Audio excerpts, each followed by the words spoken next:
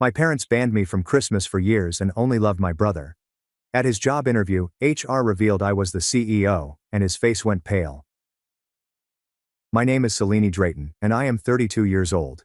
I am the CEO of Compilation Solutions, a technology startup that has developed into a mid-sized firm with over 200 people. But my route to achievement was not paved with family blessings. Quite the reverse. Growing up in Pittsburgh, I was always the odd one out. My parents, Edmund and Isolde, made it quite apparent that my younger brother Alaric was the golden child. Alaric, 3 years my junior, had it all. The newest toys, the best opportunities, and most importantly, their undivided attention and adoration. From a young age, I learned to be self-sufficient.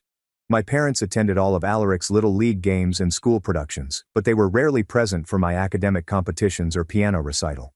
"We're busy with Alaric's event" was the most prevalent sentence I heard. When it came time for college, the difference was much more pronounced. "We've been saving for Alaric's education since he was born," my father told me when I inquired about financial assistance. "He plans to be a doctor or a lawyer eventually."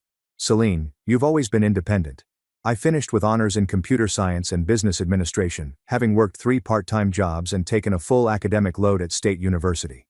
Meanwhile, Alaric drank his way through freshman year at a costly private institution, soon dropped out, and then persuaded our parents to pay his gap year, which suddenly turned into 3 years of finding himself, while traveling through Europe and Asia on their dime. After college, I landed an entry-level position at a small tech firm. The pay was minimal, but the experience was invaluable. I lived in a tiny studio, worked 60-hour weeks, and poured every spare minute into developing my skills and building side projects. While Alaric posted exotic vacation photos, I was coding until 3 a.m., determined to create something meaningful. My breakthrough came 5 years ago. I developed a revolutionary AI-powered customer relationship management system, pitched it to countless investors, faced rejection after rejection, but eventually secured enough funding to launch Compilation Solutions. The first 2 years were brutal. I worked around the clock and poured everything I had into making the company succeed. By year 3, our software had gained traction. Major companies began adopting our platform, and revenue flowed in, and we expanded, moved into a proper office, and I finally started paying myself a reasonable salary. There were times when I thought we wouldn't make it, because funding was low and the product wasn't quite there, but I persisted. This year, Compilation Solutions became a major player in the tech industry, valued at over $200 million. Throughout this journey, my communication with my family dwindled to occasional holiday phone calls. My parents never asked about my company, and when I tried to share my successes, they'd quickly change the subject to Alaric's latest venture, which inevitably failed by the time they told me about it. Alaric eventually returned to the United States and, with our parents' connections, landed a job at a marketing firm. He did the bare minimum, but somehow always received praise from our parents. "Alaric is really finding his way in the corporate world," my mother would say, completely ignoring the fact that I was running my own wildly successful business. In December, 3 weeks before Christmas, everything came to a head. I was sitting in my corner office overlooking the Seattle skyline, reviewing year-end reports, when my phone rang. It was my mother, an unusual occurrence on a Tuesday afternoon. "Selene, dear," she said in that overly sweet voice she only used when she wanted something. "I'm calling about Christmas this year." In recent years I'd received a text message invitation at most, usually just days before, but a phone call 3 weeks in advance was unprecedented. "We're having everyone over on Christmas Eve," she continued. "It would be lovely if you could join us." A warmth spread through my chest. Despite everything, I still craved my family's acceptance. Perhaps things were changing. "That sounds nice, Mom," I said, trying to keep optimism out of my voice. "I think I can make it." "Wonderful," she exclaimed. "Oh, and Alaric is bringing his new girlfriend, Marigold Vance. She works at Hargrove and Partners, a famous consulting business. Her father is a partner there." And there it was, the real reason for the call. "She's really fantastic," my mother continued, oblivious to my silence. "Harvard Business School. Fast track to junior partner. Alaric met her at a charity gala. Everyone is so impressed by her. Your father informs everyone that his son is dating a Harvard graduate. Can you imagine the Drayton family ascending in the world?" I took a deep breath.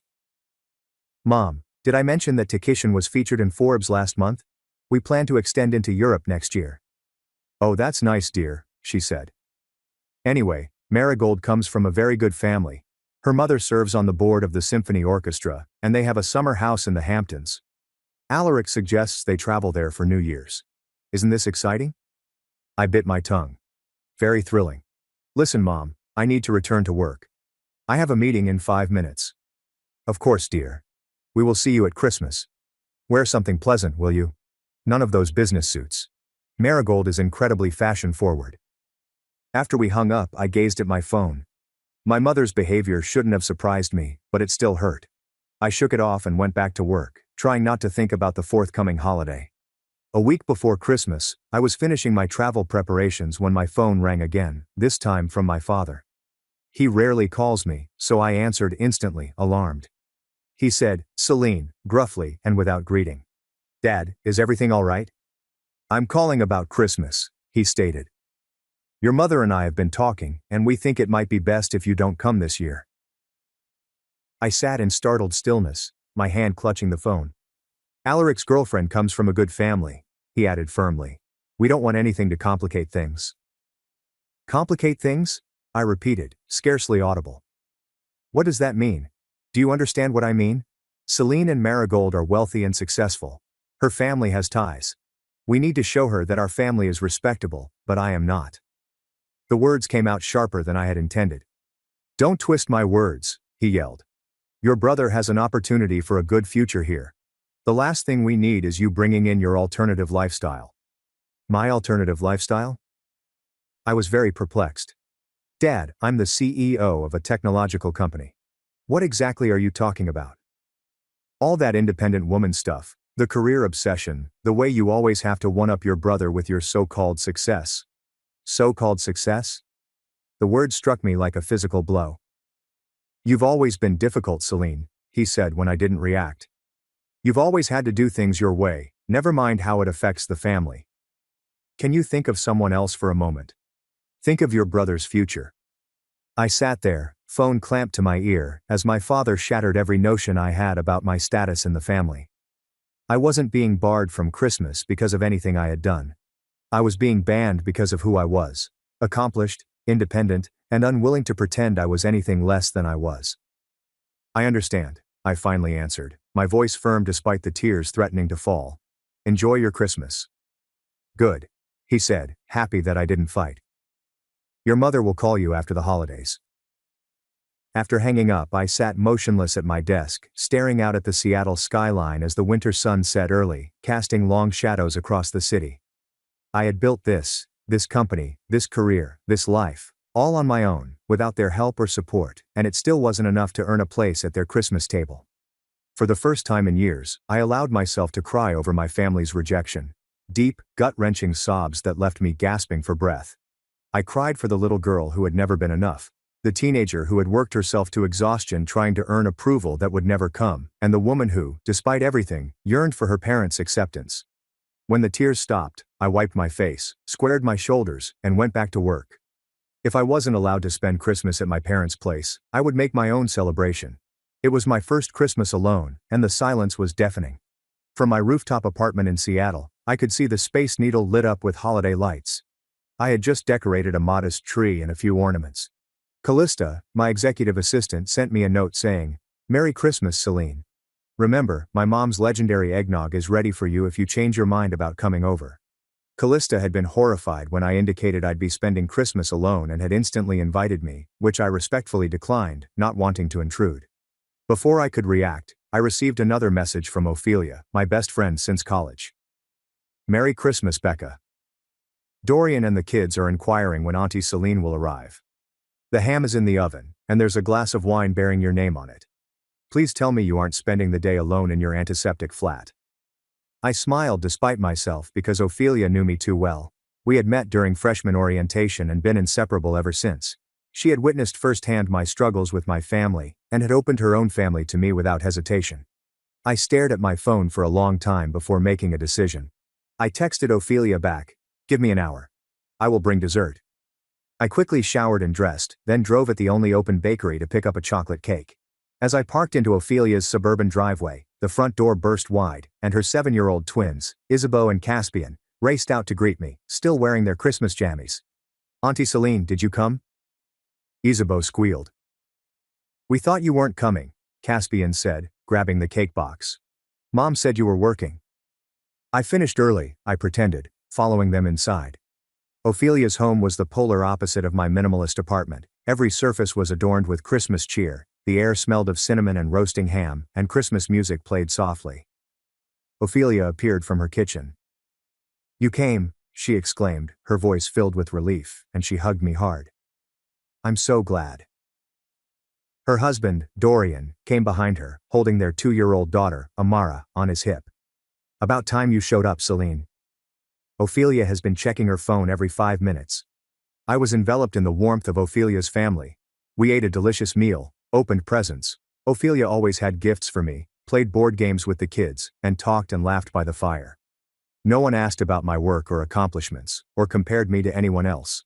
I was simply Celine, a loved and welcomed member of their celebration. As the evening progressed, I helped Ophelia clean up the kitchen. "Thank you for today," I murmured quietly. "I needed this more than I realized." Ophelia squeezed my shoulder and said, "Your family, Becca. You will always have a place here." Family. The word both warmed and wounded me. When I returned to my apartment that night, my phone had a new message from Alaric, and it contained a photo of my parents' Christmas celebration. There they were. My parents, Alaric, and a beautiful woman who must have been Marigold, all smiling in front of the Christmas tree I remembered from childhood, with the same ornaments and star on top. The message said, "Merry Christmas. I wish you could have been here," but Marigold's family had also joined us, and it was a tight squeeze. Perhaps next year. My childhood home had 5 bedrooms and a large living and dining room, but it was never about space. I stared at the photo for a long time, noting how proud my father looked with his arm around Alaric and how my mother beamed at Marigold. They were a picture-perfect family, and there was no room for me in the frame.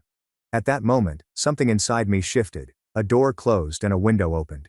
If my family didn't perceive my worth, I would stop seeking their approval and focus all of my efforts on the one thing that had never failed me: my work.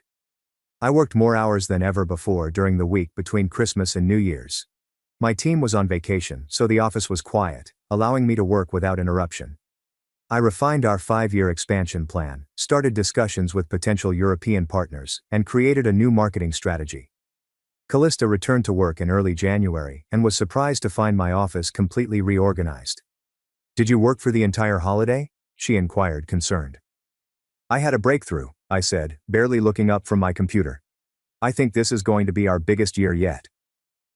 In the 3 months that followed, Techician Solutions signed 2 large contracts with Fortune 500 businesses, confirmed our European development plans, and began creating a new AI product that promised to transform the industry. During this time I didn't think much about my family. My parents didn't call after Christmas, and I made no effort to contact them.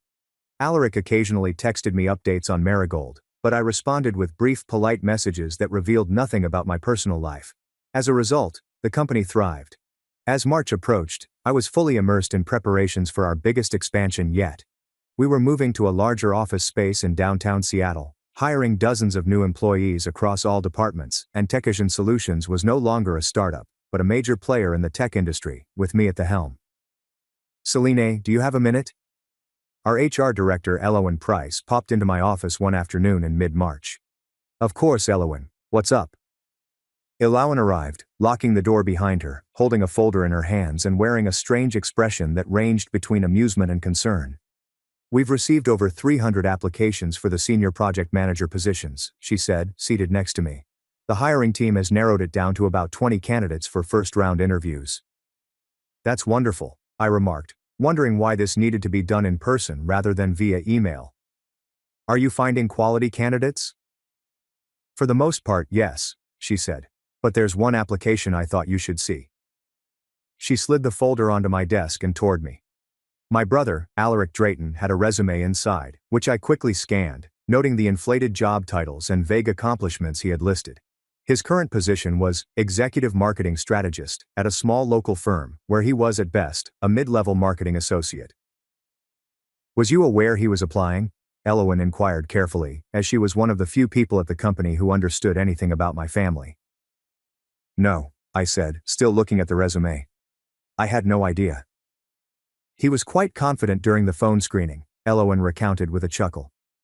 "Actually, he was rather condescending to Seren in HR, assuming she was just a secretary and asking to speak to someone who actually makes decisions." I winced. That sounded just like Alaric. The position requires at least 5 years of project management experience and proficiency in 3 programming languages, Elowen added. As you can see, his resume does not meet those requirements. But he requested that we consider him for a senior role rather than an entry-level position. I sat back in my chair, my mind racing. Alaric had no idea I was the CEO of Compilation Solutions. I had always used my middle name, Victoria, in press releases and public appearances to maintain some privacy, and my brother had never expressed any interest in my career. But now, by pure coincidence, or perhaps because our company's rapid growth had put us in the news, he had applied for a job at my company. What would you like to do? Alawan inquired. Clearly, there is a conflict of interest here. I carefully considered my options. I could reject his application outright, which would be justified given his lack of qualifications. I could recuse myself entirely from the process and let the hiring team make their decision without knowing about our relationship. Or I could use this opportunity to finally show my brother the truth about my life and success. I want you to treat his application like any other, I ended up saying. If he doesn't meet the basic qualifications, he shouldn't proceed to an interview. Alawan paused. On paper, he's not qualified, she conceded, but he did mention some contacts with possible clients that the team believed may be useful. They advanced him to the next round despite his lack of technical qualifications. Connections. He was constantly promoted based on who he knew rather than what he could do. When is his interview scheduled? I asked. Tomorrow at 2 p.m. I made a decision. I will not be personally involved in the hiring process. That would be unethical. But I would like to observe the interview. Could you please arrange for me to sit in anonymously? Please introduce myself solely as a senior board member. Alawan nodded. We can do it. The panel will not mention your name or title. After Alawan left, I sat staring at Alaric's resume, emotions swirling inside me. Part of me felt guilty for what might appear to be a setup, but another part, the part that had been rejected and dismissed for years, wanted Alaric to finally see me for who I truly was, not just his overlooked sister, but a successful CEO who had built something meaningful through hard work and determination. That night, I barely slept. I rehearsed in my mind how I would behave during the interview: professional, detached, fair. I wouldn't let our personal history influence my judgment, but I also wouldn't pretend to be less than I was. For once, Alaric would see me clearly, free of our parents' distorted lens. The next day, I dressed with extra care in a tailored navy suit, my hair pulled back in a sleek ponytail, and I headed to the conference room where the interviews were being held, taking a seat at the far end of the table with the other observers. I reviewed Alaric's resume once more, and prepared a few technical questions that would challenge him without being unfair. At precisely 2 p.m., Alawan and Alaric entered, and my breath caught in my throat. I hadn't seen my brother in person in over a year, and he appeared older and more polished in his fine suit. He carried himself with the confidence of someone who had never been told he wasn't good enough. For a moment, I was that little girl again, watching from the sidelines as my parents lavished attention on their golden child. But then I remembered where I was, in the company I had built from nothing, sitting in a position of leadership I had earned through years of hard work. I straightened my shoulders, ready for whatever came next. The Compilation Solutions headquarters, located on the top 3 floors of a gleaming skyscraper in downtown Seattle, had a conference room with floor-to-ceiling windows and stunning views of Puget Sound. The walls were adorned with modern art, and I could tell from Alaric's expression when he walked in that the room had served its purpose. Alawan presented the interview panel: Seren from HR, whom Alaric had spoken with on the phone, Lucian, the technical director, and Thalia, the current senior project manager. She then motioned to the spectator area, where I sat with 2 other executives. We also have members of our leadership team observing today, Alawan said calmly. They'll be sitting in on several interviews to ensure consistency in our hiring process. Alaric hardly looked at us, his gaze fixed on the panel. He smiled confidently as he took his seat, fixing his tie in a move I recognized from childhood, a habit he did when he wanted to impress someone. Thank you for the opportunity, he told me. I've been following TouchVision's growth, and I'm excited about the possibility of bringing my expertise to your team. Alaric had no idea what Compilation did beyond the most broad definition of tech solutions. If he had done any study on the company, he would have discovered my connection to it right away. Lucian began with the customary inquiry.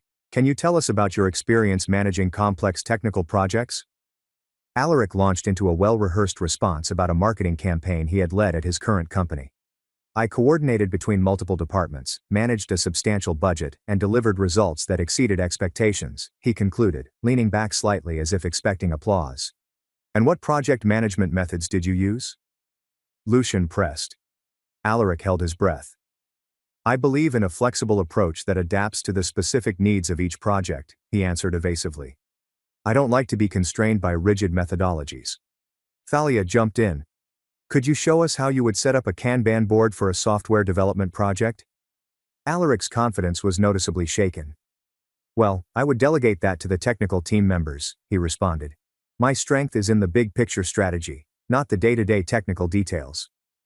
The interview continued in this manner, with Alaric seeking to evade technical questions while emphasizing his strategic vision and interpersonal abilities. When pressed on his technical understanding, he grew dismissive. Let's be honest, he remarked with a little condescending grin. People like me aren't hired for coding skills. We are recruited because we understand how to lead, motivate, and connect with the right individuals. I have relationships at significant corporations who may be valuable customers for Techation. Seren, who had remained quiet, piped up. Our senior project managers are expected to have both technical expertise and leadership abilities. They need a thorough understanding of our products in order to effectively manage their development. Alaric waved his hand dismissively. That is what technical assistants are for. In my experience, the most successful projects are led by people who understand both business and technology. No offense, but self-made folks without suitable backgrounds frequently overlook the big picture because they are overly focused on technical details.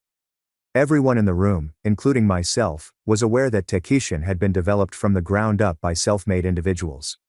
Eloan's brow furrowed slightly in response to my remark. Tell us about a time when you faced a significant challenge on a project and how you overcame it, Lucian inquired, maintaining a professional tone despite the anxiety in the room. Alaric began telling a story about saving a marketing campaign when a vendor failed to deliver. I worked through the weekend, making hundreds of calls to find a replacement vendor at the last minute, he claimed. My boss was amazed that I managed to save the campaign single-handedly. I pressed my lips together to keep from reacting. I knew the story, it had happened at his previous job, but Alaric had not saved the campaign. His assistant had worked the weekend while Alaric took credit for her efforts. I knew this because the assistant had later applied for a position at Techation and shared the true story during her interview. As the technical inquiries persisted, Alaric became increasingly uncomfortable, checking his watch numerous times and appearing agitated. I think we're getting too caught up in the technical weeds, he added. As I have stated, my value is in my strategic vision and connections. I'm being considered for numerous senior roles at other firms, so I'd love you if we could focus on how my unique skills can help Techation. Eloan glanced at the panelists and nodded slightly. We're actually nearing the end of our scheduled time, she began. Before we wrap up, our CEO, who will make the final decision on all senior hires, would like to ask you a few questions. Alaric straightened, instantly alert. Meeting the CEO had not been included on the interview schedule. Of course, he answered, fixing his tie once more. I look forward to it. Eloan turned to face the observer section. Celine, would you like to take over? I stood and proceeded to the front of the room, watching Alaric's face progressively light up with recognition. His expression shifted from confident to perplexed, astonished, and then scared. Hello, Alaric, I responded quietly, extending my hand. It's been a while. His mouth opened and closed silently, and his hand rose to shake mine. His palm felt clammy on my flesh. You're the CEO, he finally said, his voice barely above a whisper. Celine Victoria Drayton, founder and CEO of Techation Solutions, I confirmed, taking the seat directly across from him. I recused myself from the initial screening process for obvious reasons, but I do make the final decisions on all senior hires. Alaric's face had lost its color, and his eyes flew about the room, looking for a way out, but he was stuck in this moment of reality. I have a few questions, I continued professionally, opening his resume folder. I see you've listed your current position as Executive Marketing Strategist. But when I contacted Hargrove Partners last week about a possible collaboration, Percival Hargrove mentioned you were a marketing associate. Could you explain the discrepancy? Alaric's eyes widened when his boss's name was mentioned. I handle executive-level projects, he stammered. It's a functional title rather than an official one. I agreed and took a note. And your resume says you know Python and Java. Could you describe briefly how you would use either language to build an API integration? I oversee teams that handle that sort of thing, he continued, tugging on his collar. As I previously mentioned, I focus on strategy, not coding. I see, I said, closing the folder.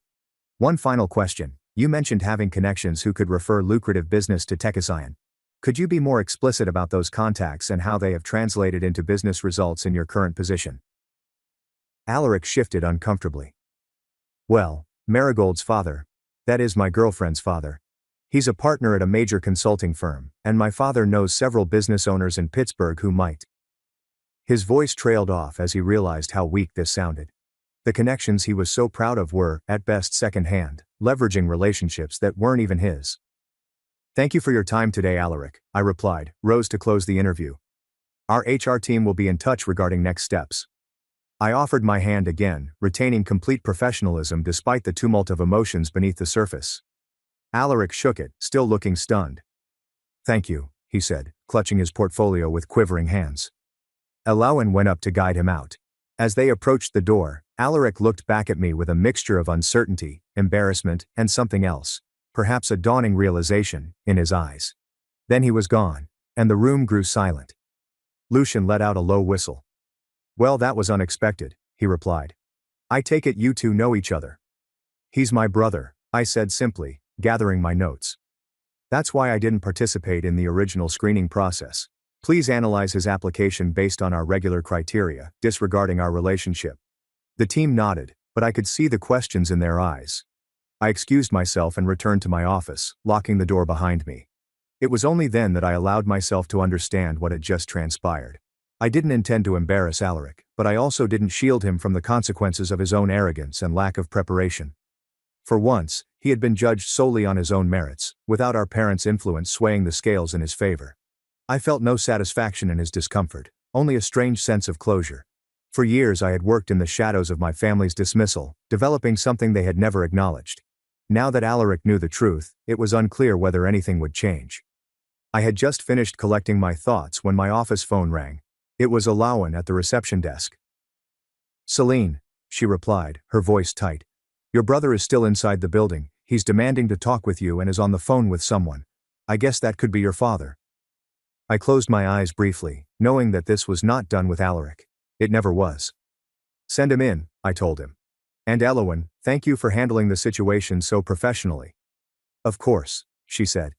That's what we do here, handle things professionally. Despite the looming confrontation, the subtle emphasis on her final words made me grin. Whatever occurred next, I had developed a team of people who valued competence and integrity, which was worth celebrating on its own. I had scarcely recovered when Alaric stormed into my office without knocking, his face flushed with humiliation and anger. What the hell was that? He demanded, locking the door behind him with greater force than required. I remained sat, my voice cool and professional. That was a job interview, Alaric, for a position you applied for. You made me look like a fool, he yelled, pacing in front of my desk. You ambushed me. I did nothing of the sort, I responded calmly. You applied to my company without even conducting basic investigation. If you had, you would have realized I was the CEO. Your lack of preparation is not my fault. He paused his pacing and looked at me incredulously. How was I expected to know? You never discuss your work. I've tried to talk about my work for years, I explained, but no one in our family has ever been interested. But a simple Google search for TechAscion Solutions CEO would have yielded my name and image. Alaric raked his hand through his hair, a motion reminiscent of our father's frustration. This is just like you, Celine. They are constantly trying to outdo me and make me appear awful. I took a long breath and reminded myself to remain calm. Alaric, I recused myself from the original screening process specifically to avoid any conflict of interest. The hiring team's appraisal was the sole reason you made it to the interview stage. I only participated at the end, as I do with all senior position interviews.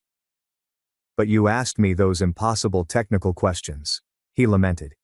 You knew I couldn't answer them. Those were typical questions for the position you applied for, I patiently explained. Every candidate is required to demonstrate their technical knowledge and experience. That's why the job description specifies the necessary abilities and expertise. Alaric sank into a chair across from my desk, his initial rage giving way to a sullen defensiveness.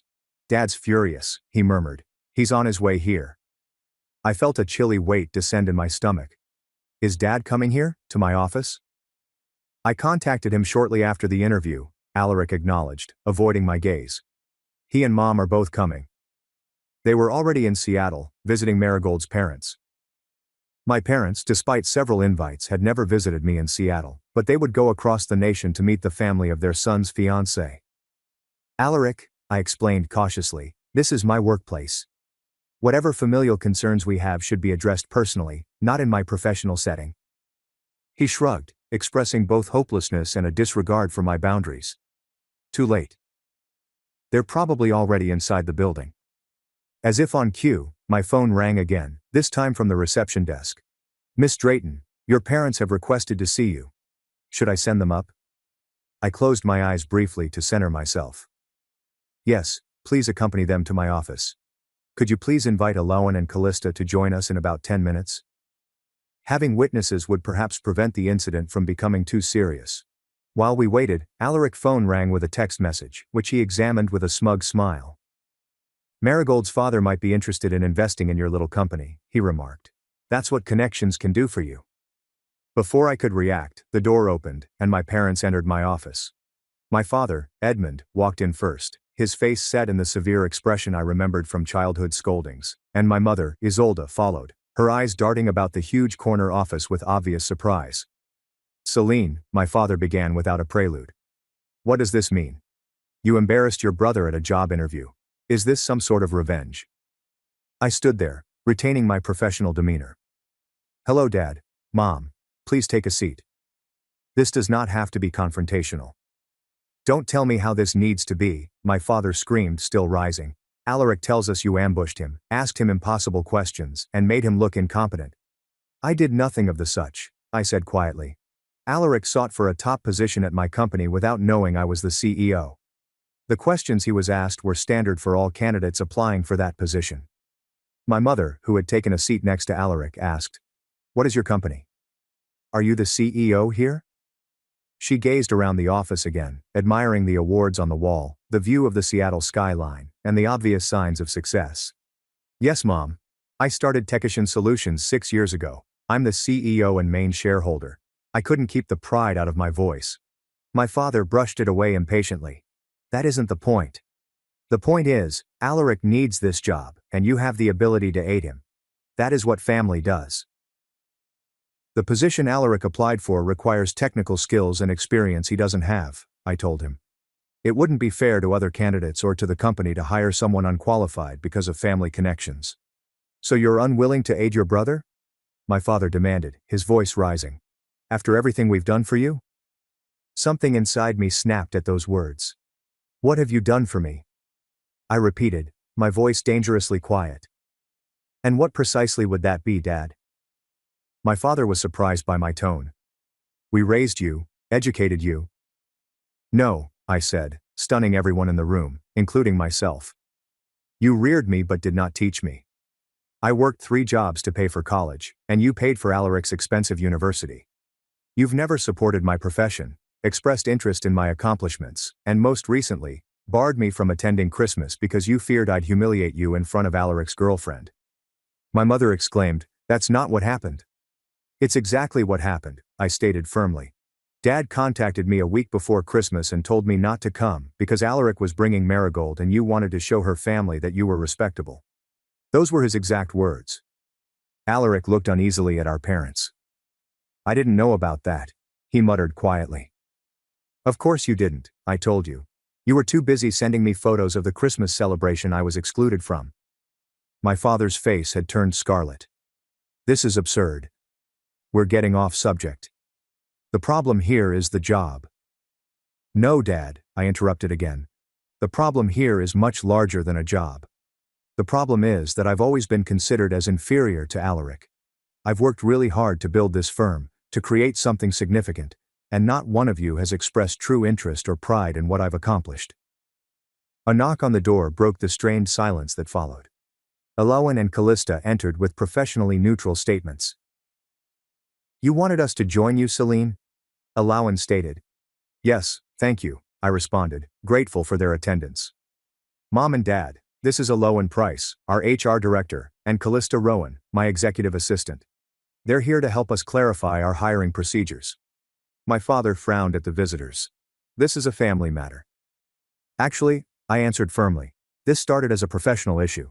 Alaric applied for a position with my company.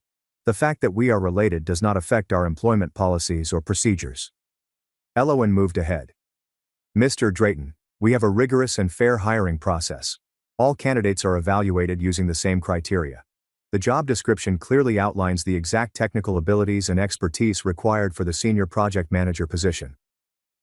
My father turned back to me and said, "You are the CEO, you may make an exception." "I could," I said, "but I won't. My company's success is dependent on placing the right individuals in the appropriate positions. Alaric is not qualified for a senior position." "Is that it?" my father demanded. "You're abandoning your family?" "No," I answered, my voice firm. "I am upholding the professional integrity of the organization I founded.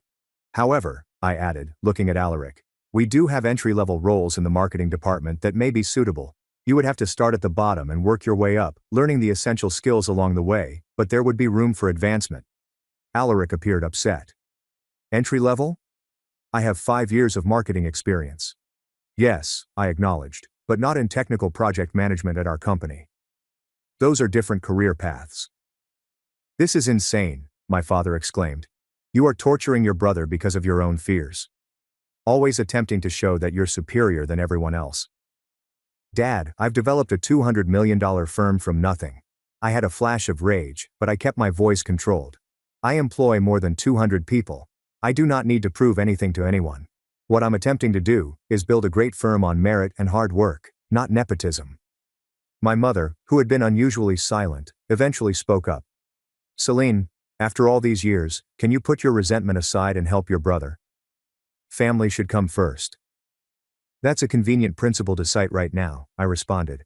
"Where was family first when you excluded me from Christmas, or when you refused to help me with my college education, or when you brushed off my career as a phase for years?"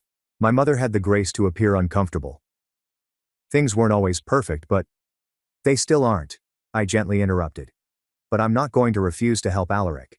I'm providing him with a legitimate opportunity to join the company at the appropriate level and learn the business properly. That's more aid than I've ever received." My father shook his head, disgusted. "This is pointless. Come on, Isolde, Alaric, we are leaving. Your sister has made her decision." Alaric rose up and jerkily straightened his suit jacket. "I wouldn't work for you anyway," he muttered, his voice heavy with wounded pride. "I have other opportunities." As they turned to depart, I called after them. "Alaric, the offer stands. If you change your mind, please contact Elowen directly." My father ushered my mother and brother toward the door, but as they approached, my mother paused and turned back to look at me, possibly for the first time in years. Her expression was complicated, a mix of perplexity, resentment, and something else, perhaps recognition. "Your office is lovely," she added quietly. "You've done well for yourself." It wasn't an apology or a congratulation, but it was something, some acknowledgement, however little, of the life I'd created. Following their departure, Elowen and Callista stayed, both looking anxious. "Are you all right?" Callista inquired. I took a big breath and nodded. "Yes. Actually, for the first time in a long time, I believe I am. Because standing my ground, speaking my truth, and refusing to reduce myself to make others comfortable felt liberating. It seemed like I was finally becoming the person I was always supposed to be.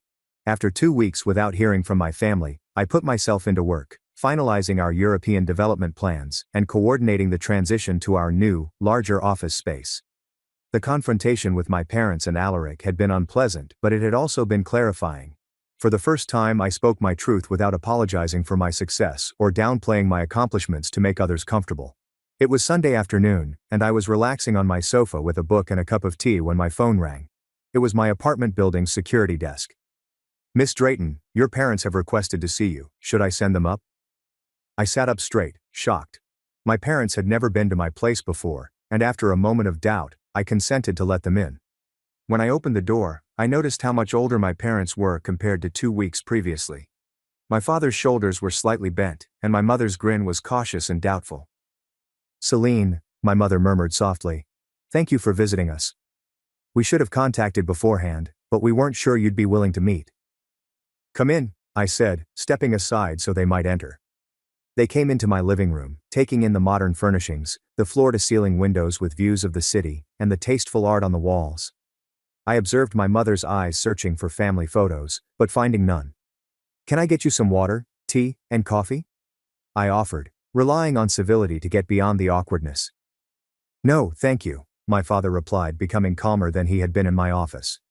"We won't be staying long." We sat down, my parents on the sofa and me in an armchair across from them. For a moment, no one talked. "Alaric lost his job," my father finally remarked, getting to the point. "The day after we saw you, his boss found out he'd been interviewing elsewhere and let him go." Percival Hargrove was well known for his aversion to disloyalty, so I nodded without surprise. "He's been looking for other positions, but nothing has come through yet," my mother explained. "And Marigold, she broke up with him last week. Said she needs to concentrate on her career." I felt a twinge of sorrow for my brother. Losing a career and a relationship in the same week was a devastating blow for anyone. "I'm sorry to hear that," I answered truly. "Is he all right?" My parents exchanged looks. "He's staying with us for now," my mother added. "He's struggling." I waited, thinking there was more to say, until my father cleared his throat. "Celine, about what happened at your office and at Christmas." He paused, apparently struggling to continue. "What your father is trying to convey," my mother said, "is that we've been thinking. And some are realizing." "Realize what?" I inquired, keeping my tone calm. "That we've been unkind to you," my mother said. "We didn't see for a long time. We did not want to see how hard you worked, or what you had accomplished. We were wrong to exclude you from Christmas. It was cruel," my father said gruffly. The statement astonished me because I couldn't recall ever hearing my father admit he was wrong about anything. "Why are you telling me this now?" I asked. "Is it because you want me to hire Alaric?" My father's face heated. "Partly," he said with surprising honesty. "But also because seeing your office and firm made us realize we didn't really know you, Celine. We were so focused on Alaric and what we wanted for him that we never noticed what you were building. And we should have. We should have been proud of you," my mother said softly. "We should have supported you." I felt a complex combination of feelings, including affirmation, lingering hurt, and cautious hope. "It's not too late," I said, "to get to know each other. But it must be different. I will not undervalue myself or my accomplishments in order to make others feel better. Not anymore." My father nodded slowly. "We get it now. At least we're trying." "About Alaric," my mother said tentatively. "The offer I made still exists," I answered. "He can apply for an entry-level position in our marketing department. He and everyone else will have to earn any promotions depending on their performance. But I'll make certain he receives fair attention." "That's more than fair," my father agreed. "I'll talk to him." After a little period of silence, my mother inquired, "How did you do it, Celine? Build everything on your own?" For the first time in my adult life, my mother inquired about my work with genuine interest, and I began to tell her about Discretion's early days, the hurdles and breakthroughs, the hard nights and modest successes that had led to where I was now. As I spoke, I noticed a shift in my parents' expressions. Not just acknowledgement, but a newfound respect. They were finally recognizing me as a successful woman who had produced something substantial through her own work, rather than their daughter who needed to stay in her place. When they left an hour later, nothing had been totally resolved. Years of dismissal and favoritism couldn't be erased in a single chat, but a door had been opened, creating the prospect of a different type of connection in the future. The following week, Alaric called Aloan to inquire about the entry-level marketing position. He sounded somber, humbled by recent events. Aloan put him through the usual application procedure, and he was interviewed by the marketing team without any special consideration. To my surprise, he took the post when it was offered, despite the huge pay drop from his former employment. On his first day, he came to my office, frightened but determined. "I want to do this well," he stated. "Learn the business properly. Earn my place. That's all anyone is asking," I said. "And Celine," he said. "I apologize. About Christmas, about a variety of topics." I nodded, accepting his apology without taking it too lightly. "Show me with actions, not words, Alaric. That is how trust is rebuilt." As spring went to summer, modest changes began to take place. My mother called on a daily basis, inquiring about my work with genuine curiosity. My father was slower to adjust, but he made his own attempts by sending me articles about the software business or asking questions about Techision's expansion plans. Alaric shocked everyone by taking his new job seriously, arriving early, staying late, and soaking up knowledge from his coworkers. He still had moments of entitlement and occasionally wanted special treatment, but he was learning and maturing. In July, I received another invitation, this time to my parents' anniversary dinner, with no indication of who would or would not be welcome, and no strings attached. It was simply an opportunity to celebrate with family. As I confirmed my attendance, I reflected on the past 6 months. The painful Christmas exclusion had been a catalyst for change, forcing long-buried issues into the open. The confrontation in my office had been uncomfortable but necessary, allowing for honesty after years of polite fiction. We were not a perfect family, and we never would be. There was too much history, too many ingrained patterns to overcome completely. But we were finding a new way forward, based on truth, respect, and the recognition that family relationships, like anything worthwhile, require work and commitment from all sides. Standing up for myself did not ruin my family, as I had feared for so many years. Rather, it allowed something more true to sprout from the ashes of old expectations and assumptions. Something that, with time and work, may grow stronger and more important than what came before. For the time being, that possibility sufficed. Caught my husband booking a Caribbean cruise with his lover, so I boarded the same ship with her fiancé and took the cabin right next door. The notification came on my screen around 3:17 p.m. on a Tuesday. A forwarded email confirmation from Paradise Cruise Lines, which was not intended for me but was unintentionally shared with our family cloud account. A luxury suite, champagne package and couples massage were all booked in my husband's name for the next week at his crucial business meeting in Seattle. Except there was another name on the reservation: Maris. My hands did not quiver, my coffee did not spill. Something solidified inside me. 15 years of marriage were suddenly captured with exquisite and awful clarity. I scrolled over the itinerary with weird detachment. A 5-day Caribbean cruise, an ocean view balcony room, a captain's table dinner, and all the romantic cliches you'd expect from a man who couldn't even remember what flowers I wanted for our anniversary. Working late again tonight, he texted me an hour ago. Don't wait up. I perused the cruise itinerary, noting the lovely cabin number 1243, deck 10, starboard side. Something about seeing those particular details made it seem true. This was more than simply an affair. This was planning, calculating, and creating a parallel life while I maintained ours. What a fool I'd been. I recall standing up and went to our shared bedroom closet. His suits hung alongside my outfits, as if they belonged there. His shoes aligned with mine. The physical proximity of our belongings suddenly became disgusting. My phone rang again just as I was about to start ripping his garments down to tear the fabric and obliterate the memories. Another notice from the family cloud. A photograph appears. A young blonde woman with excellent teeth poses in front of a mirror while wearing lingerie with price tags still hanging on it. The caption said, "Can't wait for you to take this off on our trip." Counting down the days. I recognized her. Maris is the new customer service director for my husband's company. The person he insisted on inviting to our Christmas celebration last December. The person who had looked at me with sympathy while receiving a glass of wine at my house. What kept me from trashing his belongings was not restraint, it was a random memory, a talk I overheard at a charity banquet 3 months prior. Maris is openly discussing her engagement to a tech entrepreneur, showing off a flashy diamond ring, and boasting about her upcoming June wedding.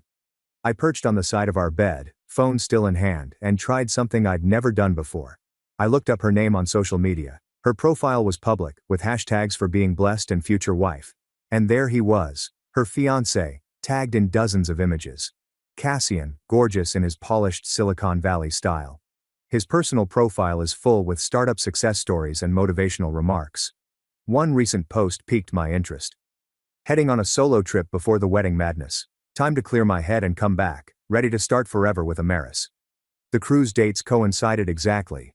A peculiar peace washed over me, the type that comes when the universe delivers something so perfectly timed that it feels like destiny.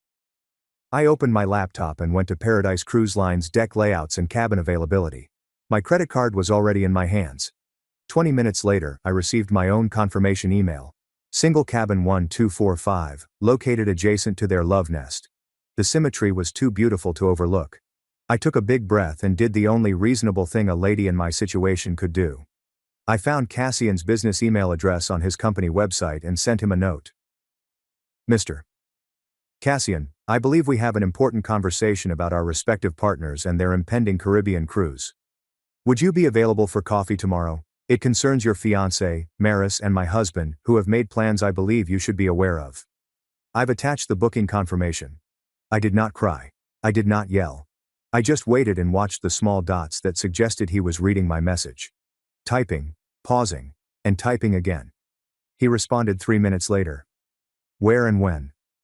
The next morning, I sat at a corner booth in an affluent downtown cafe, staring out the door. I recognized him right away, taller in person with the confident stride of someone used to commanding rooms. His eyes met mine across the room, recognition, understanding, the expression of someone whose world was also shattered. He sat across from me. There is no need to shake hands or introduce yourself. Show me everything, he urged gently, so I did. By the time our coffees were cold, we had created an alliance based on mutual treachery. Not just an alliance, pact or strategy. They think they're so clever, I added, finally allowing myself a sad smile. They have no idea what's coming. Cassian's face hardened with determination. What exactly did you have in mind? I leaned forward, my voice lowered. I already booked the cabin next to theirs, but one person watching their romantic getaway crumble isn't as satisfying as two, don't you think? He mirrored my lean, his voice equally low. Are you suggesting what I think you're suggesting? I'm suggesting we both take that cruise. I'm suggesting we become very, very good friends who just happen to be everywhere they are. I'm suggesting we make this the vacation they'll never forget, for all the wrong reasons. For the first time since we'd set up our chairs, Cassian scowled. It was an unpleasant smile. It was the smile of someone envisioning sweet, measured retribution. I'm in, he said.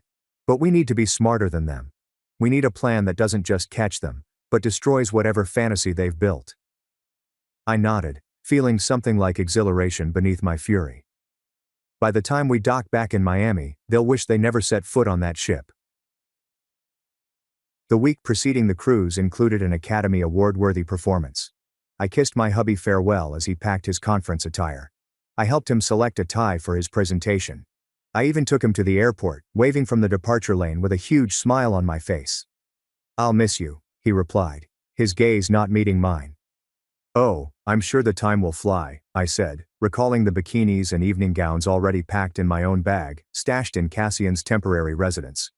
As soon as his plane took off, not for Seattle, but for Miami, I drove straight to the port, where Cassian was waiting. We had spent the previous week preparing, coordinating, and creating a backstory that would make us appear to be old college buddies reunited by happenstance, as well as practicing our reactions in case we accidentally bumped into our cheating companions. We planned identical beach excursions to those they had scheduled, having memorized the ship's layout. How are you feeling? Cassian inquired as we checked into the cruise port, his hand momentarily caressing my shoulder. I keep alternating between wanting to cry and wanting to push them both overboard, I told you. He nodded. I've already looked up maritime law. Unfortunately, that would be frowned upon. That unexpected burst of black humor caused me to giggle for the first time in days. My throat felt funny. We boarded separately, planning to meet later after settling into our cabins. I readily spotted mine at 12:45, exactly next to where my husband would shortly be cuddling his sweetheart. I put my ear on the opposite wall. For the time being, it's empty. Their flight would not arrive for several hours. I unpacked slowly, hanging clothing I had purchased expressly for the voyage.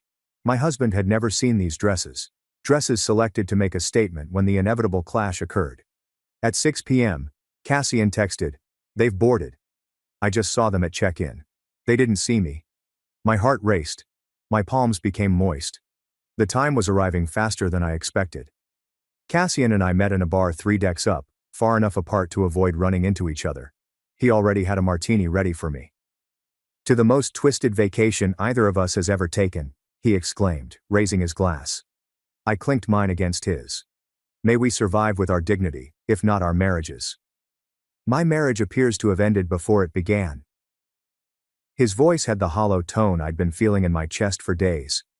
We then shared our stories, adding up the details of our relationships. Cassian first met Maris at a technology conference 2 years ago. They had gotten engaged too hastily. He recognized there had been evidence of her infidelity, unexplained absences, suspicious phone activity, and unexpected business situations. I ignored it all. he said, staring at his glass. I wanted so badly to believe I'd found the right person. 15 years, I answered. 15 years I gave him. We talked about children. We decided together to focus on our careers first. We had a timeline. Next year was supposed to be our year to try. My voice broke unexpectedly. Cassian's expression softened. I'm sorry. Don't be, I replied. Be angry. I am. We talked for hours, drinking enough to relax but not enough to distort our judgment. We needed to be sharp and ready. Around 10 p.m., we went to the main dining room for the welcome supper. And there they were, seated at a table for two near the windows. My husband's hand rested on Maris's lower back while they reviewed the menu. Intimate, familiar, and practiced. The sight hit me harder than I anticipated. It was not their first journey together. This was not new. The understanding caused my knees to buckle somewhat. Cassian supported me with his hand on my elbow. Not yet, he muttered. Let them think they got away with it. Tomorrow we begin. We went to another restaurant but I could not eat. My gut was knotted with acid and rage.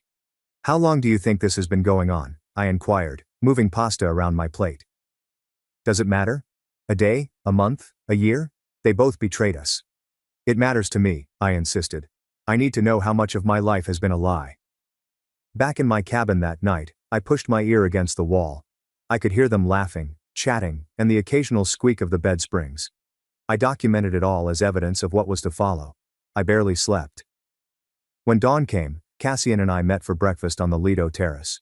We discovered that our cheating companions had scheduled a snorkeling excursion at our first port of call, a small private island owned by the cruise line. Are you ready for day one? Cassian inquired, pushing a coffee toward me. As ready as I'll ever be. We boarded the boat to the island 30 minutes after my husband and Maris left. We could easily see them on the beach, sharing a lounge chair, her head on his chest, his fingers sliding through her hair. Cassian and I positioned our own chairs perfectly in their line of sight, but tilted so they wouldn't notice us right away. We waited for the ideal moment. Recognition. Horror. It happened when my husband stood up to order drinks from the beach bar. He turned, holding 2 frozen cocktails, and halted in mid-step as he saw me. The drinks tipped, blue liquid splashing across his hands. I gave a nonchalant wave, as if we were running into each other at the groceries. His face turned pale so quickly that I thought he may faint. He stood transfixed, unable to move toward me or back to Maris, who continued to scan through her phone, obliviously. I adjusted my new swimsuit, a daring red one I would never have picked before, and marched straight for him. What a coincidence, I exclaimed, loudly enough for adjacent sunbathers to hear. How lucky to run into you here. The weather looks different than I remembered from Seattle. He opened and closed his lips, speechless. Over his shoulder I noticed Maris look up, bewilderment on her face, then dread as she saw Cassian approaching behind me. What? How? My husband finally said. Your lover should be more careful about sharing your itinerary on the family cloud account, I added with a smile. Oh, and you should meet my friend Cassian. I think he already knows your girlfriend. I looked at Maris, whose face had gone the color of sour milk. That engagement ring looks beautiful in the sunlight. Does your fiancé know you're engaged? Or is that just a detail you've overlooked while planning your romantic getaway? People were staring at us now, openly watching the drama play on the pristine white beach. This isn't what it looks like, my spouse finally replied, in the most hackneyed way conceivable. Really? I asked, looking at the 2 blue drinks, Maris's surprised expression, and then back at him. Because it looks exactly like you're on a cruise with your lover while telling your wife you're at a business conference in Seattle. Cassian came up and addressed Maris directly. We've booked all the same shore excursions as you. Isn't that a wonderful coincidence? We'll have lots of quality time together on this trip. And that was only the beginning. The first day of 5, the start of what would become the most agonizing vacation for 2 people who thought they had gotten away with betrayal. I realized then that I had given this man everything, my youth, my trust, and my unwavering support despite professional upheavals and family losses. I'd been there through it all, feeling that we were creating something substantial together, and all the while, he had been establishing his own life, one that did not include me. I gave them one final smile. Enjoy your drinks. The cruise is just beginning. That night, Cassian and I reassembled in my cabin, discussing the day's confrontation and fine-tuning our approach for the next days. The initial shock had offered satisfaction, but it was insufficient. Their betrayal was far too deep. "They're rattled," Cassian observed, pacing the cramped space of my chamber. I intercepted Maris trying to change their dinner reservations and shore excursions.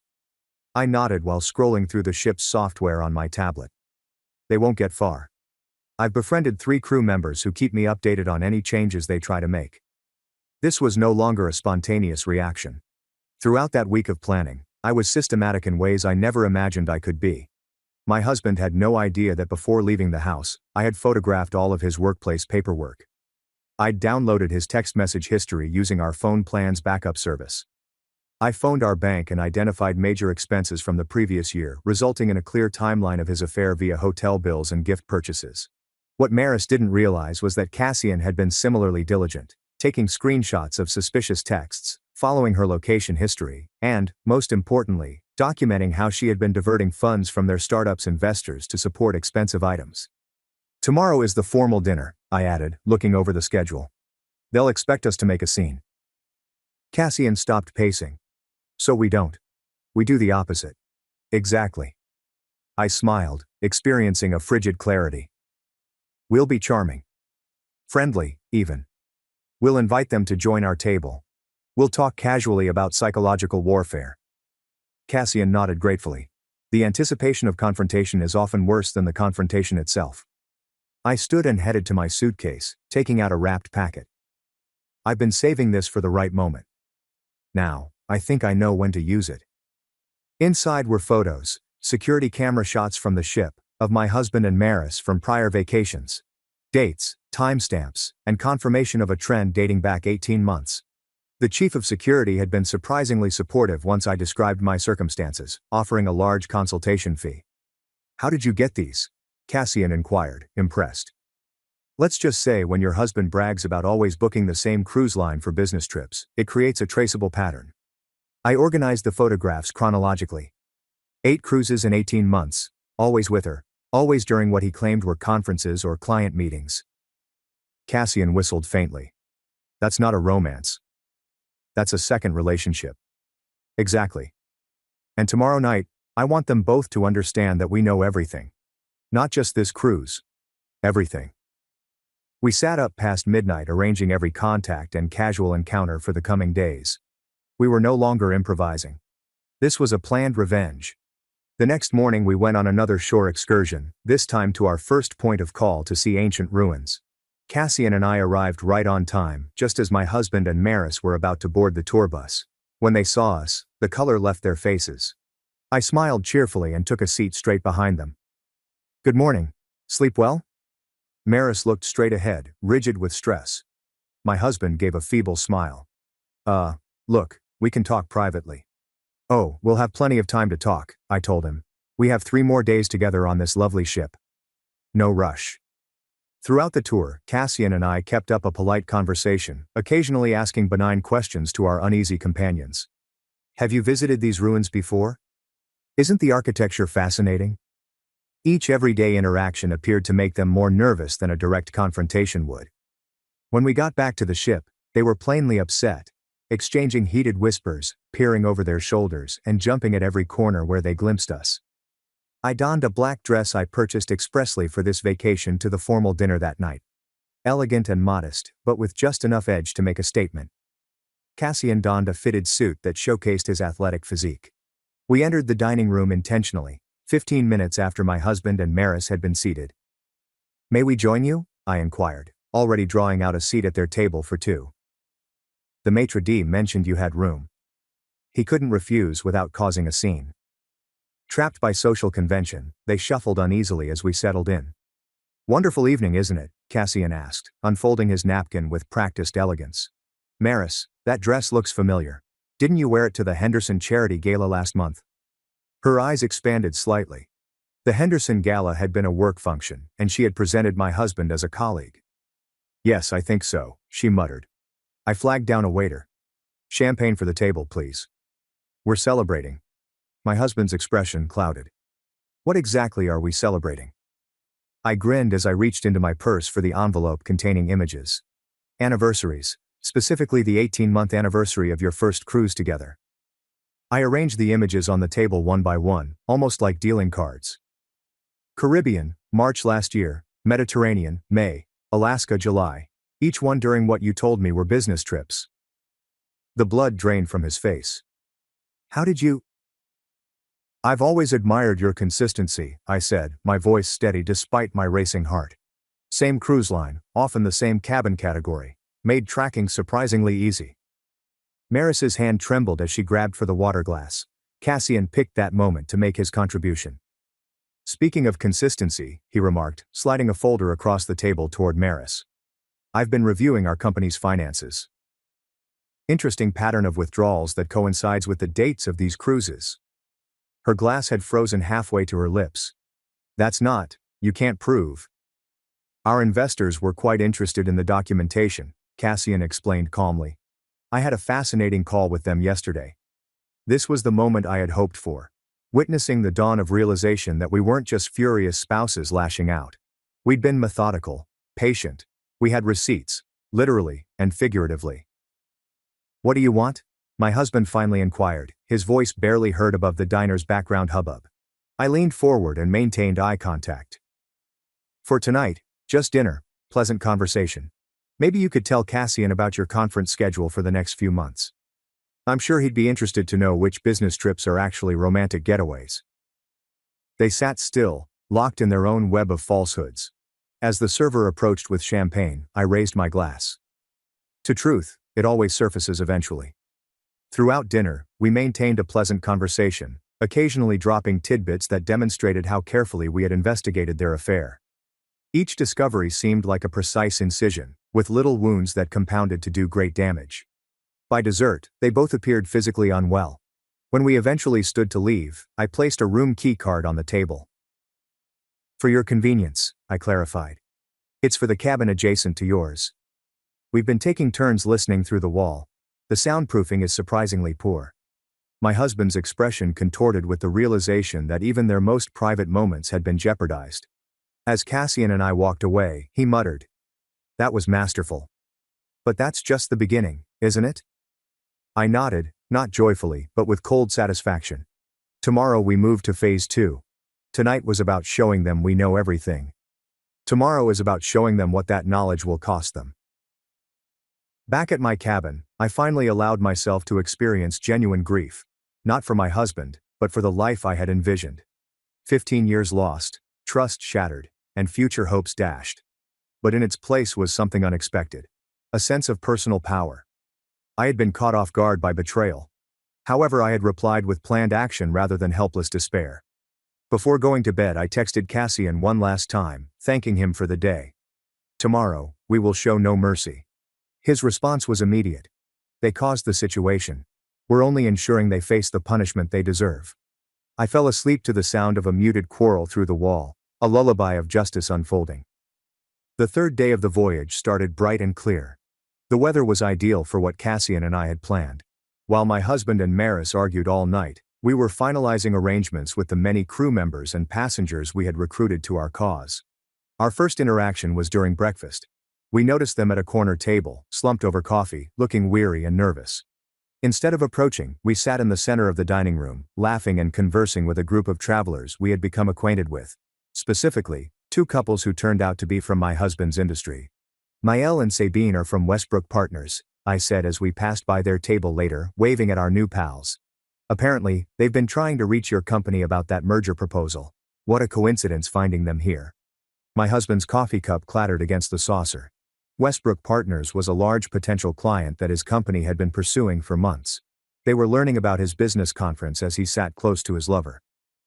We're having drinks with them later, Cassian said pleasantly. You should join us. I'm sure they'd love to hear about your professional commitments. They did not answer, but their message was plain. Their private affair was becoming more public, with serious professional ramifications. By midday, we'd completed the following phase.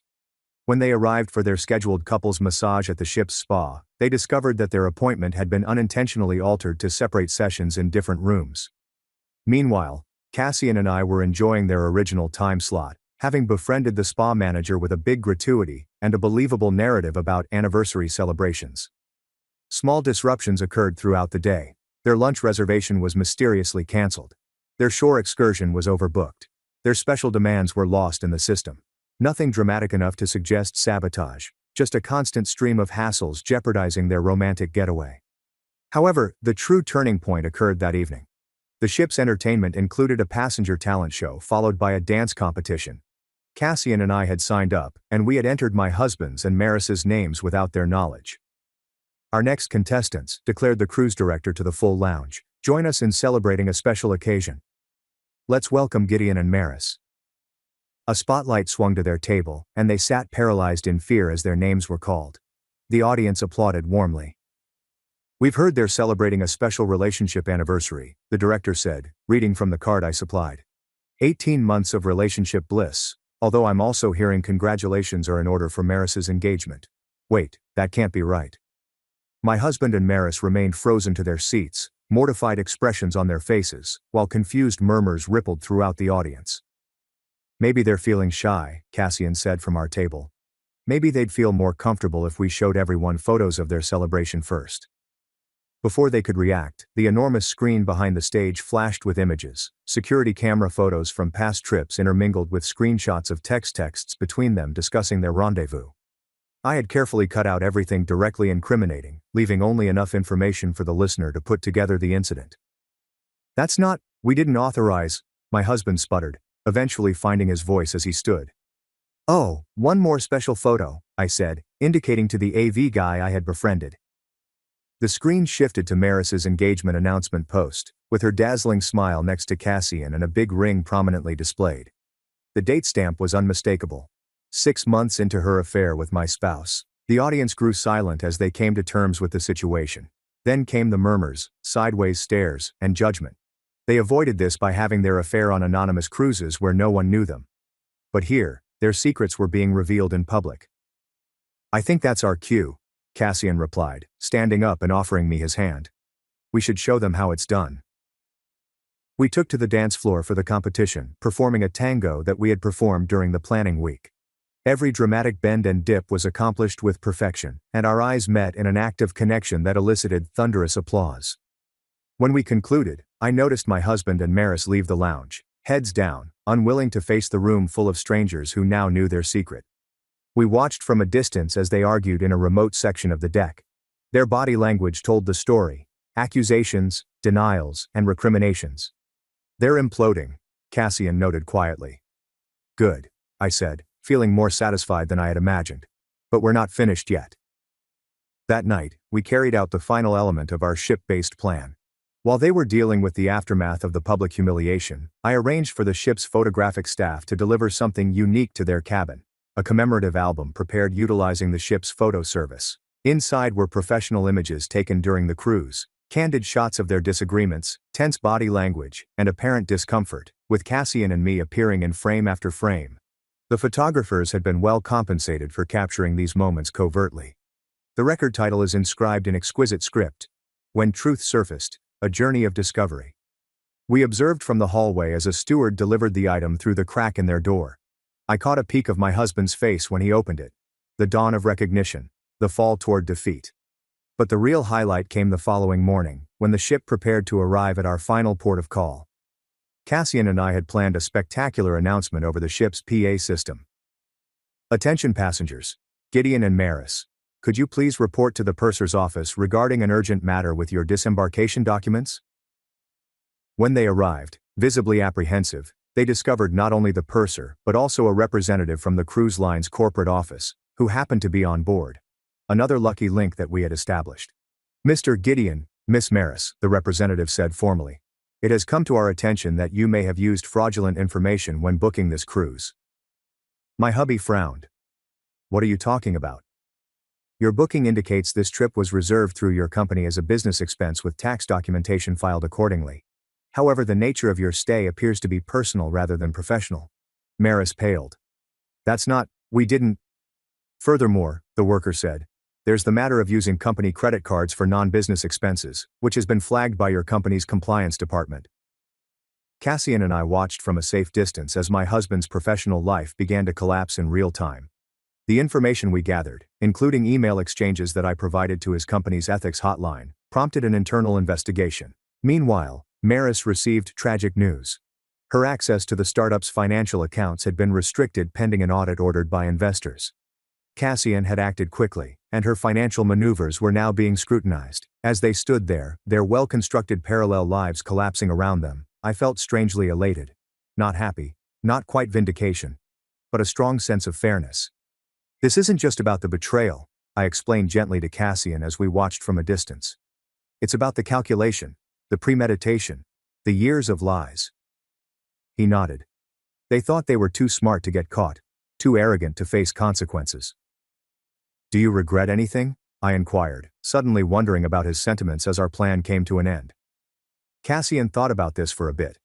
I regret trusting someone who didn't deserve it. I regret not seeing the signs earlier. But this, he motioned toward the tableau unfolding. This I don't regret at all. When my husband and Maris exited from the purser's office, their faces ashen with the realization that their acts had real-world ramifications beyond their love relationship, I stepped into their way. Do you enjoy the cruise? I inquired, my voice firm and clear. My spouse stared at me with fresh eyes, not rage or disobedience, but anything like dread. I'm afraid to find out what else I know. What more could I have done? This is just the beginning, I explained quietly. When we dock tomorrow, you'll find your belongings packed and waiting at a hotel. The locks have been changed. Divorce papers are with my lawyer, and every member of our family and social circle has received a detailed account of how and why our marriage ended. I turned to Maris. As for you, I wonder if your wedding vendors will refund your deposits. Cassian tells me he's been quite thorough in his communications with them. She flinched, like if I had hit her. The thing about betrayal, I said to them all, is that it shows who people really are. You both showed me exactly who you are.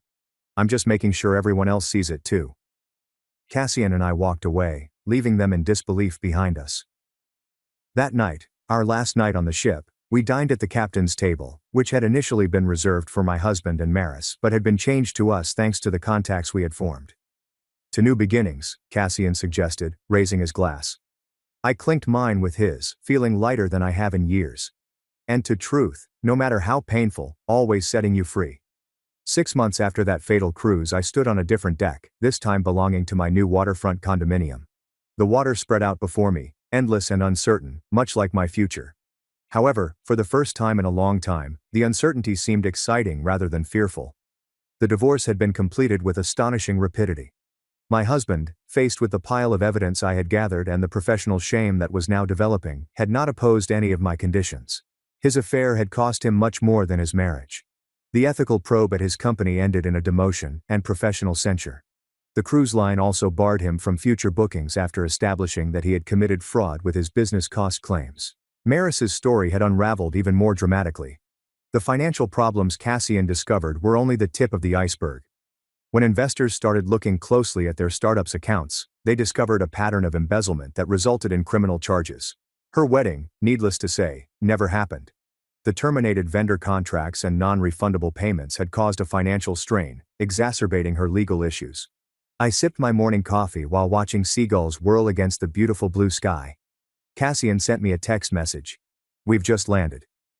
Is lunch still on? Our relationship has changed in unforeseen ways since the cruise. Not romantically, we were both too traumatized for that, but into something equally worthwhile. A genuine connection formed in the furnace of mutual betrayal and rehabilitation. We stayed in touch during the aftermath, helping each other through divorce proceedings, legal obstacles, and the emotional upheaval of reconstructing our lives. He had relocated to create a new office for his now thriving company in my seaside city, a business choice that coincided with my own post-divorce move. I texted back, "See you at the Pier restaurant at 1, as I prepared our lunch. Consumed with rage and betrayal, I pondered on how far things had deviated from what either of us had intended when we boarded that cruise 6 months ago.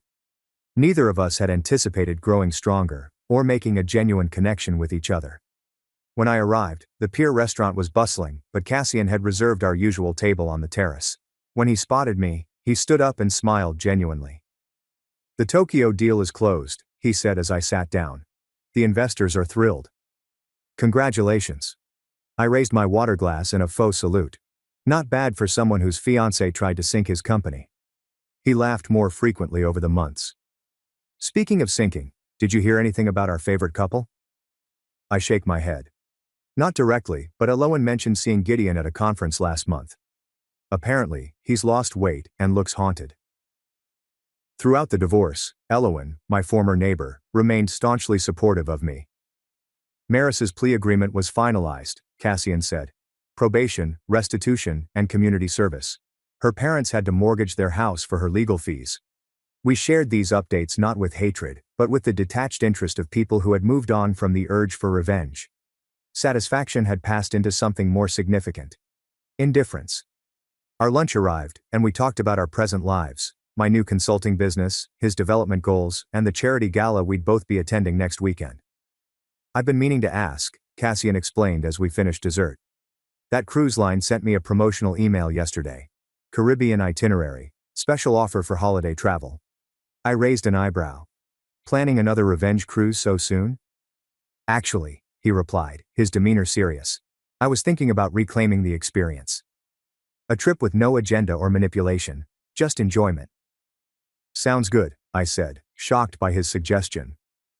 Would you consider coming as friends? He said hurriedly. I think we both deserve to experience a cruise that isn't organized around someone else's betrayal. I contemplated his offer, an unexpected invitation to return to the place of our weird union. 6 months ago, I would have shuddered at the thought. Now I find myself nodding. I'd like that, I replied simply. As we went down the waterfront after lunch, I realized something significant had changed. The cruise that was supposed to uncover betrayal had instead revealed something quite different. My own resilience. I had survived not just my husband's adultery, but also the breakdown of a future in which I had placed my whole trust. You know what? I asked as we stopped to watch the sailboats in the port. Sometimes I almost want to thank them.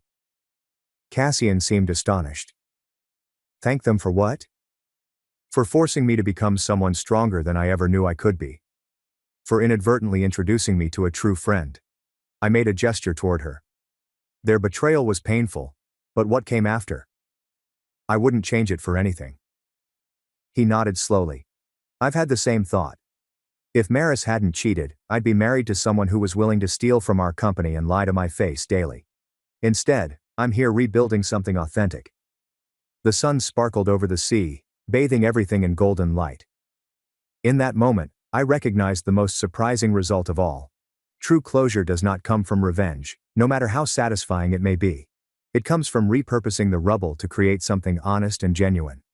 So, Cassian remarked, checking his watch, I should head back for my conference call. But what about that cruise, winter vacation, New Year's itinerary?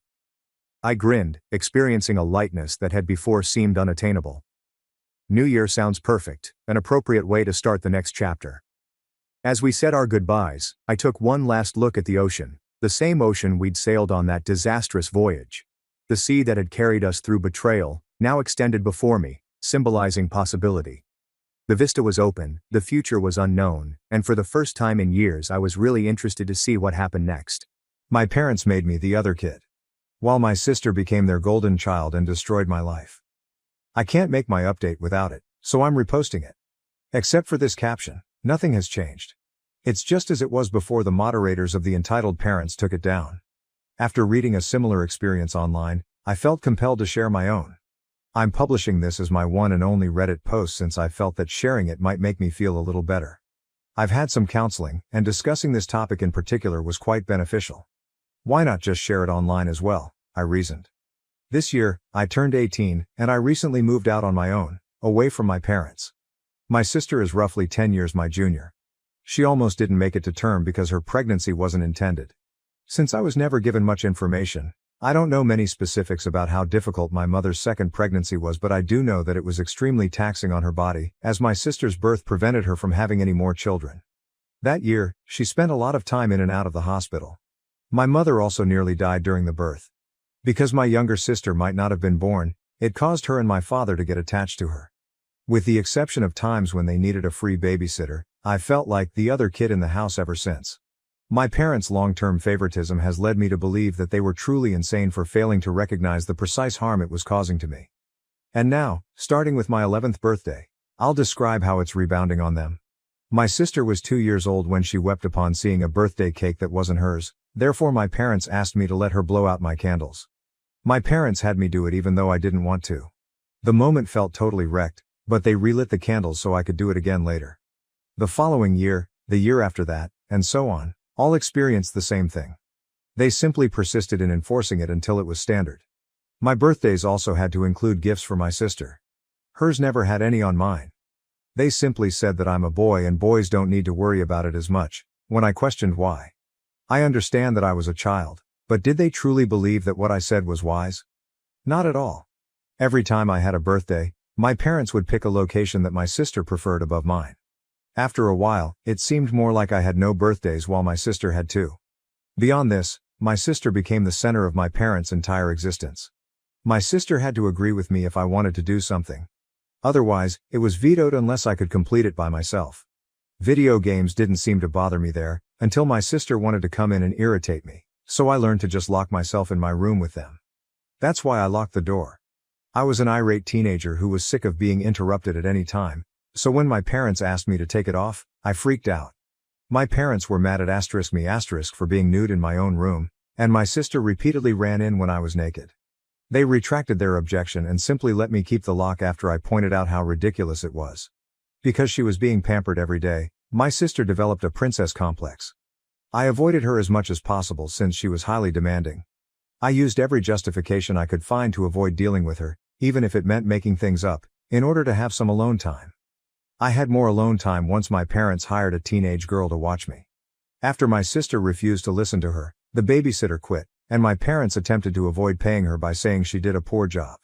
After the girl enlisted the help of others, my parents ultimately gave her the money she was due. After that, they recruited a second girl to watch the kids on a regular basis, and she stayed. I went out of my way to keep myself occupied with my part-time job whenever I could, but my parents still made it obvious that I was expected to care for my sister on any day I had free time. My sister gave me directions and treated me like her own butler. She would not quit using her ridiculous moniker for me. The mere mention of that moniker gets me furious. She would call our parents and cry if I didn't give her whatever she wanted, and I would then face consequences for mistreating her. This led to a lot of heated disputes between us, and once I refused to give in anymore, my relationship with my parents deteriorated to the point that we hardly spoke to each other for a while.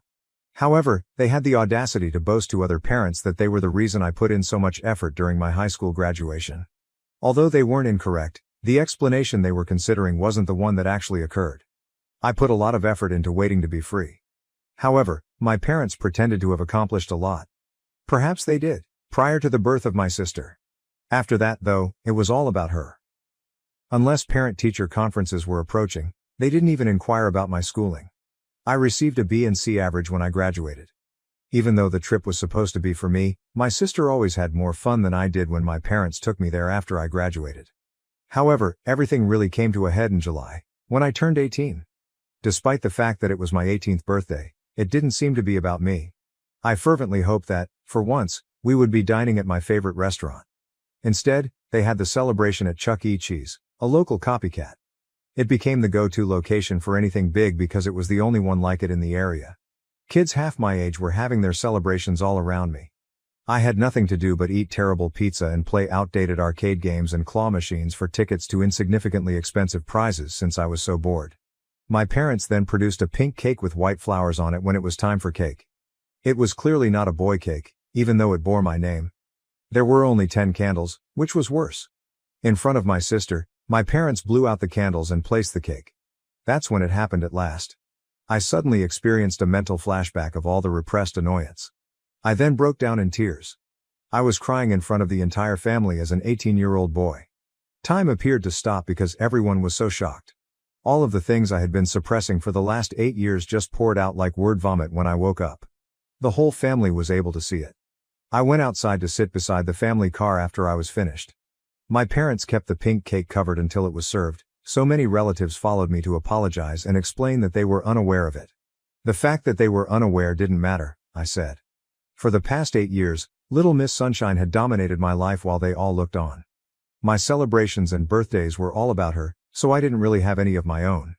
Then, on the most important birthday of my life, they all expected me to simply nod and smile as usual while they gave my sister a cake that was specifically for her, even though it wasn't her birthday.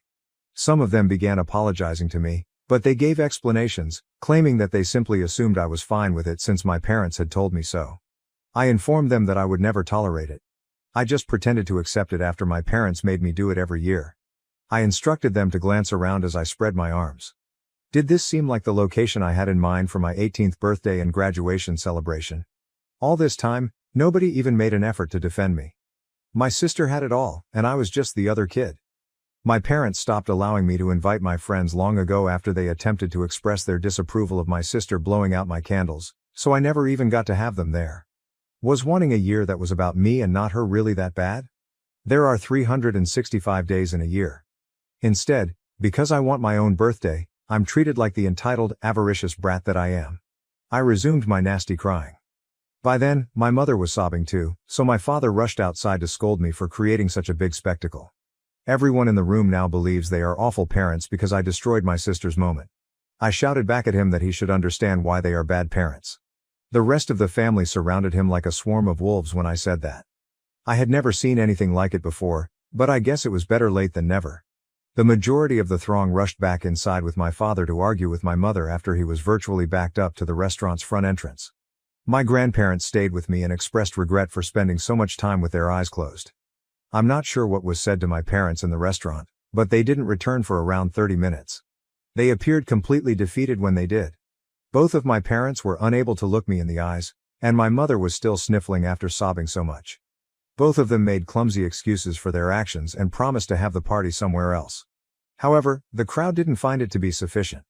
My parents emphasized that they would never force me to let my sister blow out my candles again, give her gifts on my birthday, or make it about her in any way.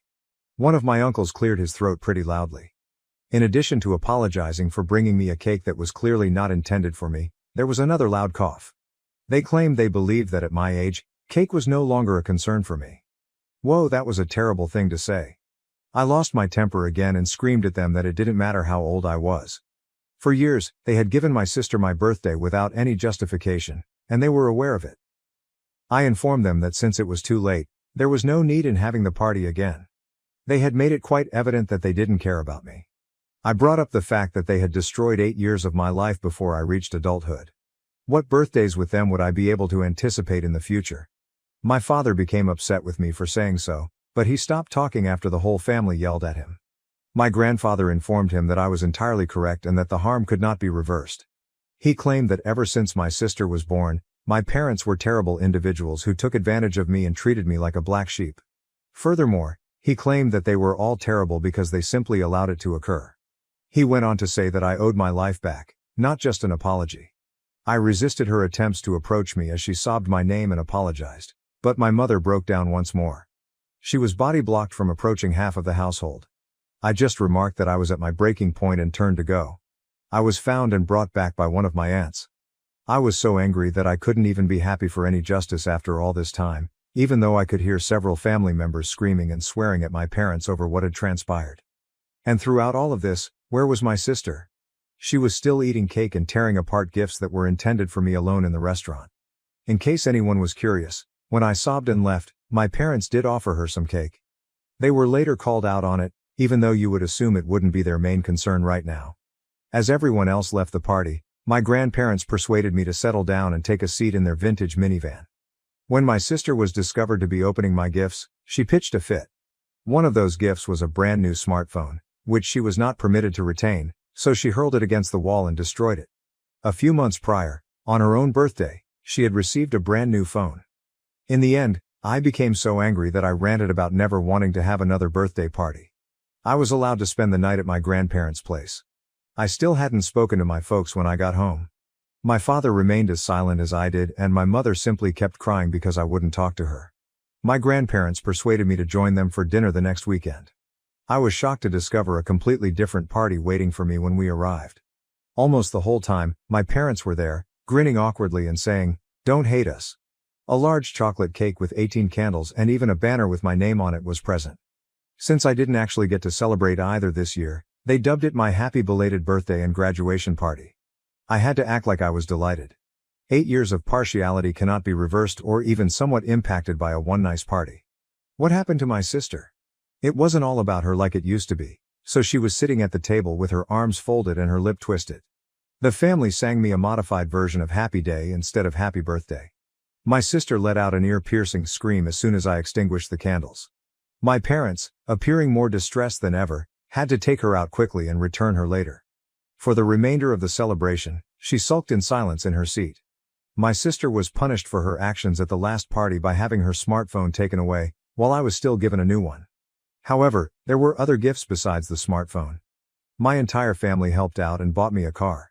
Even though it was only an old white Volvo, I fell in love with it right away. My grandfather, who had some automotive knowledge, had fixed it himself. My sister was obviously not as delighted as I was. She threw a fit and demanded a car as well, letting out another one of those yells. It took some time for them to return outside after my mother had to take her to the restroom. My father simply returned to his dejected appearance.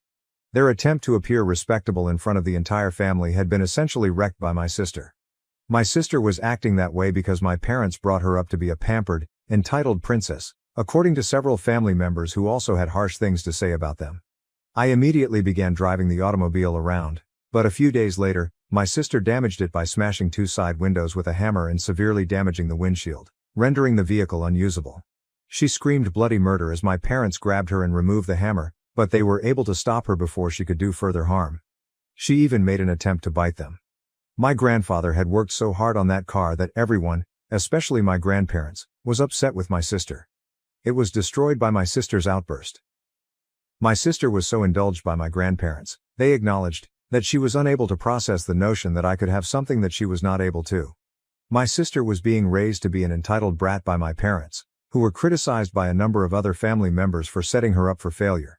They said that because my parents wouldn't enforce their rules and instill respect in her, my sister would have a horrible adult life.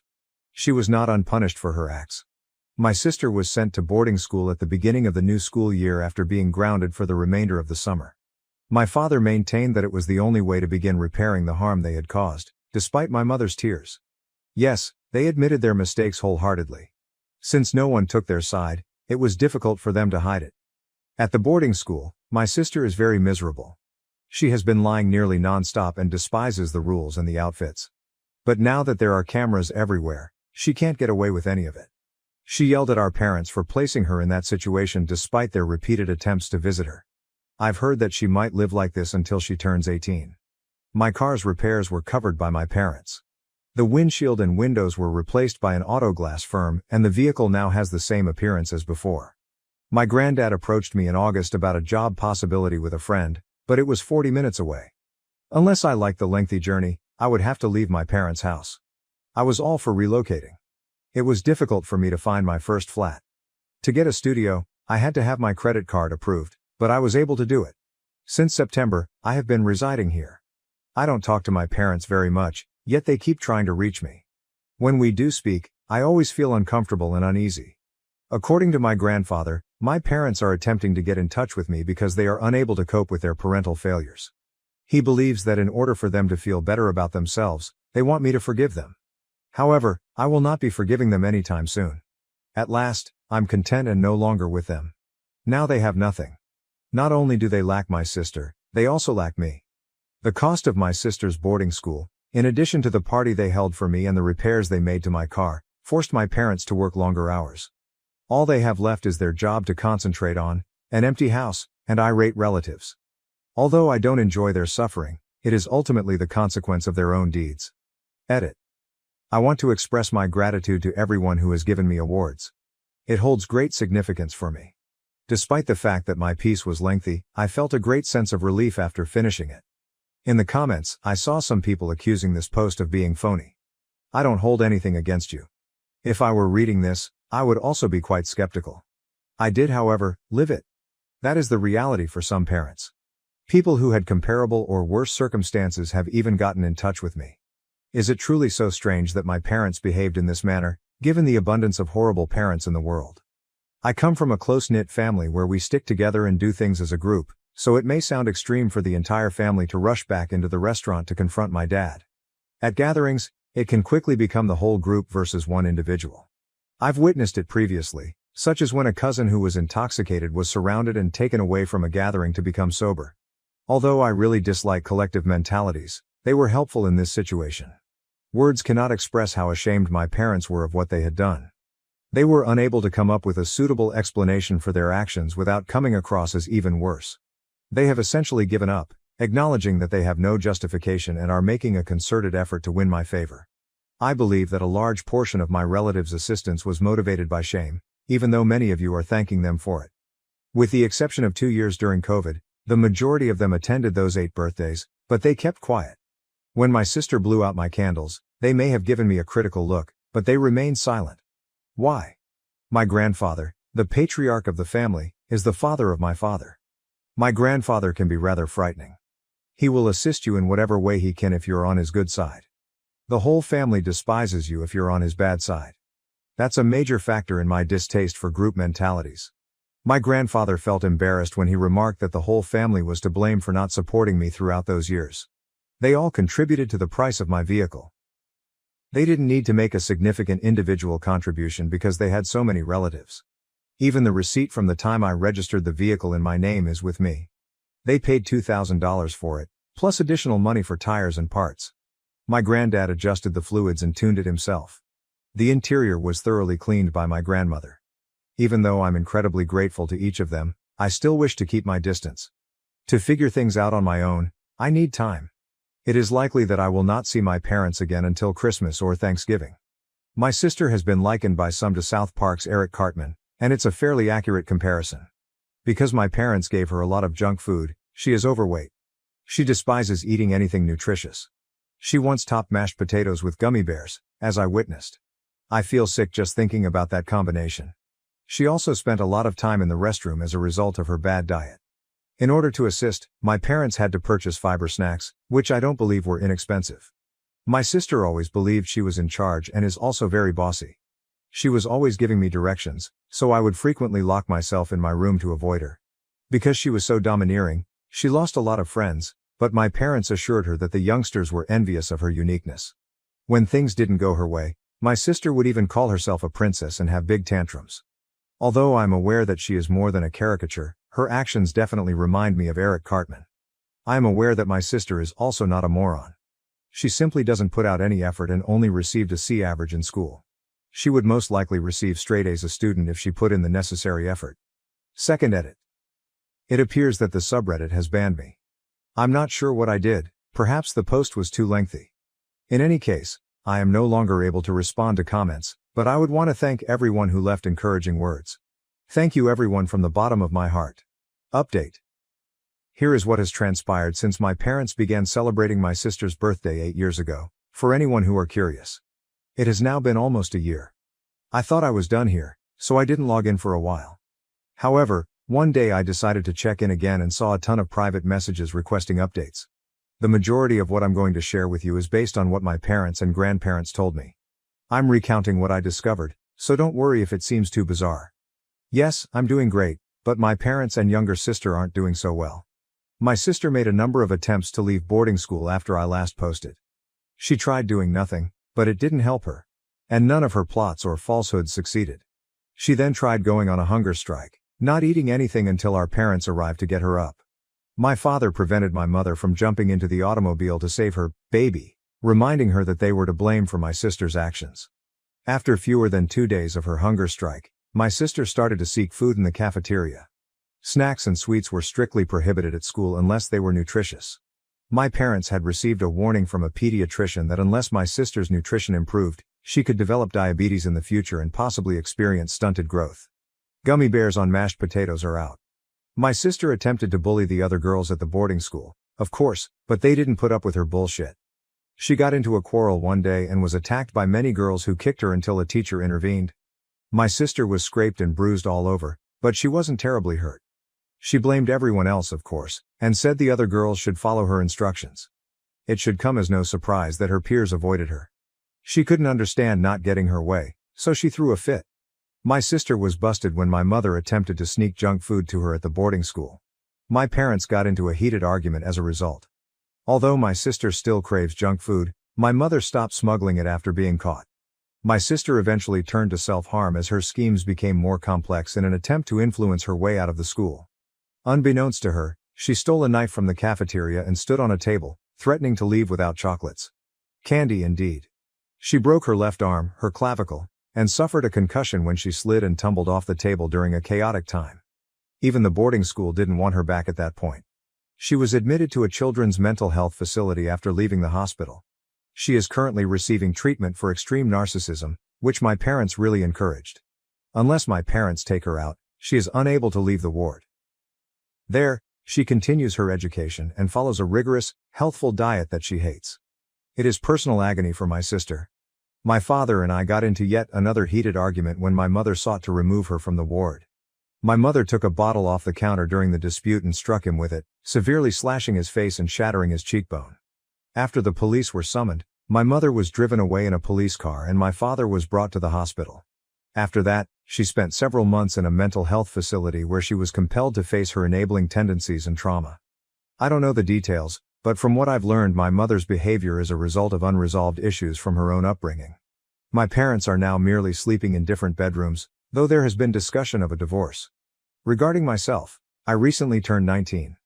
At a restaurant I enjoy, my grandparents hosted a celebration for me. Although my sister was temporarily permitted to leave the ward for the event, my parents and sister were present. She sat there looking at me like she hoped I would burn, her lip twisted. Because of her forced healthy diet, she had lost weight, but her resentment had not gone away. This time, she didn't scream as I extinguished my candles. Rather, she started sobbing uncontrollably while repeatedly asking why. It was merely another attempt at manipulation. Eventually, she pitched a fit, screaming that there was nothing. No pizza, no presents for her, no prizes. She then began to curse at our parents and made an attempt to leave the restaurant. She was clearly attempting to emulate my actions during my 18th birthday celebration, but it was just another example of her incapacity to acknowledge that not everything is about her. In a twisted manner, she was essentially attempting to replicate what I had done the previous year. I know my sister, even though you might think I'm overanalyzing this. She will take action if she believes it would help her achieve her goals. My grandfather spoke to my parents before they brought my sister home early after apologizing to everyone. My grandmother later provided me with some information. According to my grandfather, my parents had better not give in to my sister's requests or host her own party. He cautioned them that unless they permanently stopped supporting her, this conduct would never stop. After hearing this, my sister recognized that her outbursts were no longer effective. The following morning, she was driven back to the ward after being escorted out of the restaurant while kicking and crying. She is currently there. I'm not sure how long she'll be there. Even though she is only a child, she is the most obstinate person I have ever encountered. Until she reaches her lowest point, I don't think she will change. She's trapped in a situation that doesn't allow her to make demands until then. Not even my parents have attempted to hold me responsible for my sister's behavior during the previous 12 months. They've got to acknowledge that they brought her up to be a narcissist and that I had nothing to do with this. I've discovered that supporting a narcissist is a type of addiction. The only mental disorder my sister has been diagnosed with is narcissism, which she inherited from her upbringing. She has an IQ of about 110, which makes her somewhat smarter than me, but she only works hard when she receives a reward. She was conditioned to think that way, and I think it will take years to change. Regarding myself, I'm succeeding on my own. Although it's difficult, I've had to learn how to manage my finances and take care of myself, but it's still far better than living with my sister and parents. Edit. Someone pointed out that it doesn't make sense for my sister to be in a long-term facility for narcissism alone. It usually wouldn't, I agree. I'm being kept in the dark about any more diagnoses. I can sense that my parents aren't telling me everything, and since I'm not her parent, I can't just question the doctors. Nevertheless, when she doesn't get her way, my sister can be incredibly harmful to herself. It wasn't the only time she threatened herself at the boarding school with a knife. She has used similar threats to control my parents ever since she was admitted to the ward. For instance, she threatened to hurt herself if they didn't take her out for fast food after my 19th birthday. She frequently hits her head against the wall as a strategy. My mother didn't want to report this to the ward, but my father did. My sister has also made up claims of being harmed by doctors, but they never add together. Another element in her situation may be pathological lying, which is probably a major reason she is in a long-term facility. The cycle would repeat if my parents gave in to her demands once more if she were at home. I believe Little Miss Sunshine is relying on it. Third update. My knowledge of Little Miss Sunshine has increased. First of all, I acknowledge that I erred in some of my previous writings, including misrepresenting her age and other specifics.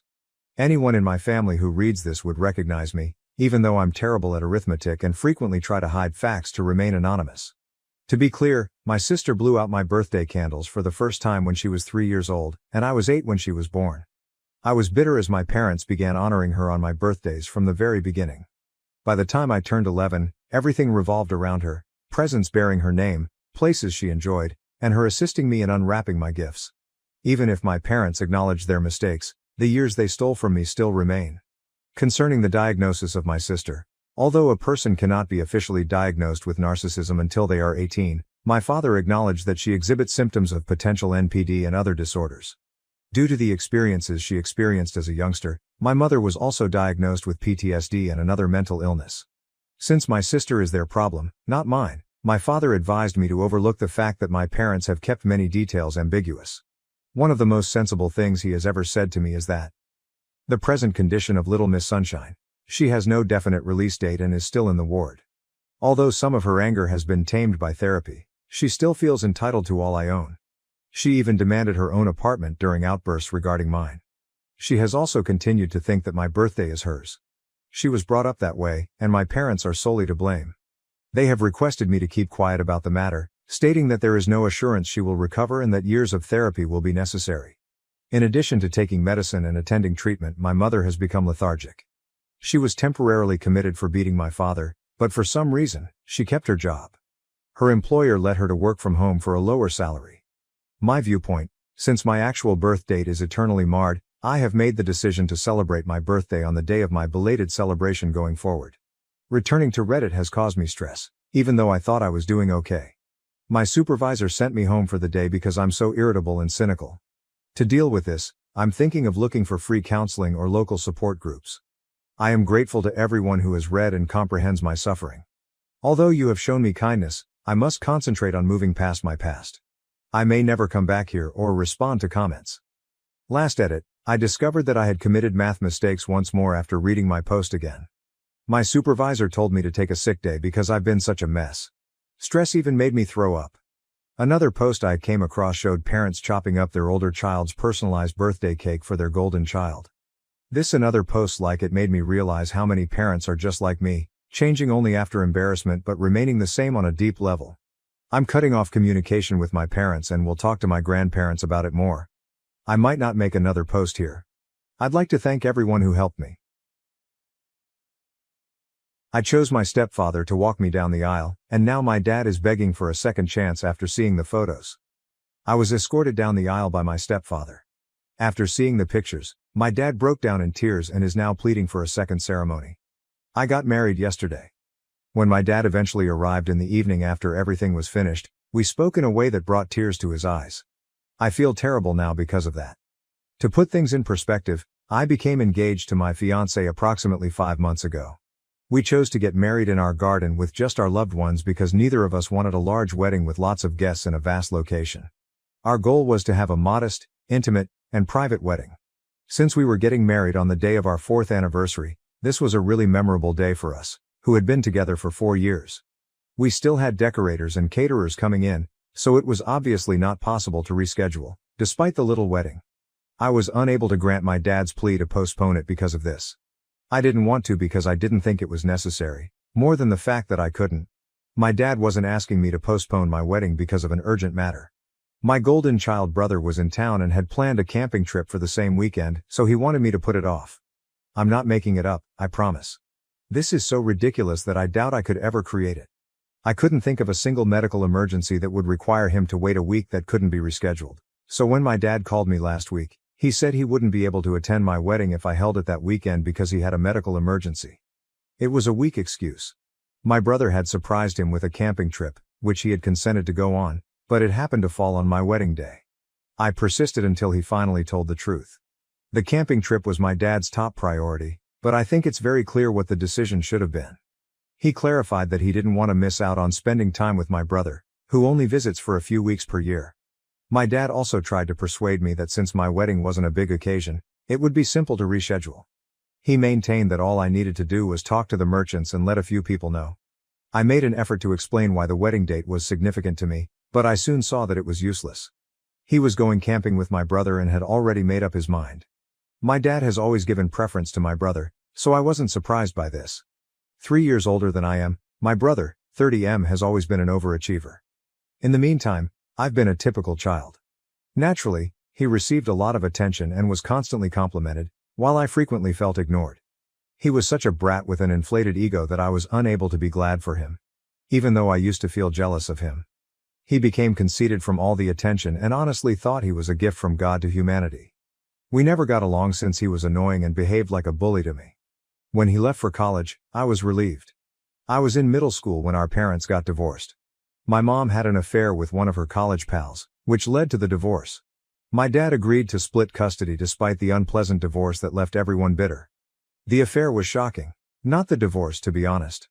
My parents had a constant argument for as long as I can remember. They were never really happy together, even in my fond childhood memories. During family get-togethers or vacations, they simply put on a front for other people. They hardly ever talked or even looked at one another at home. They eventually slept in different rooms. They probably stayed together for the purpose of staying together after falling out of love. My mom had her affair because neither of them tried to make things better. My dad had never been a pleasant man to live with, and I'm not attempting to defend her. Their marriage was going through a particularly difficult period when my mom had an affair. They got into violent arguments nearly every day, and my dad's heavy drinking just made matters worse. My mother eventually came clean about the affair and left the family one day.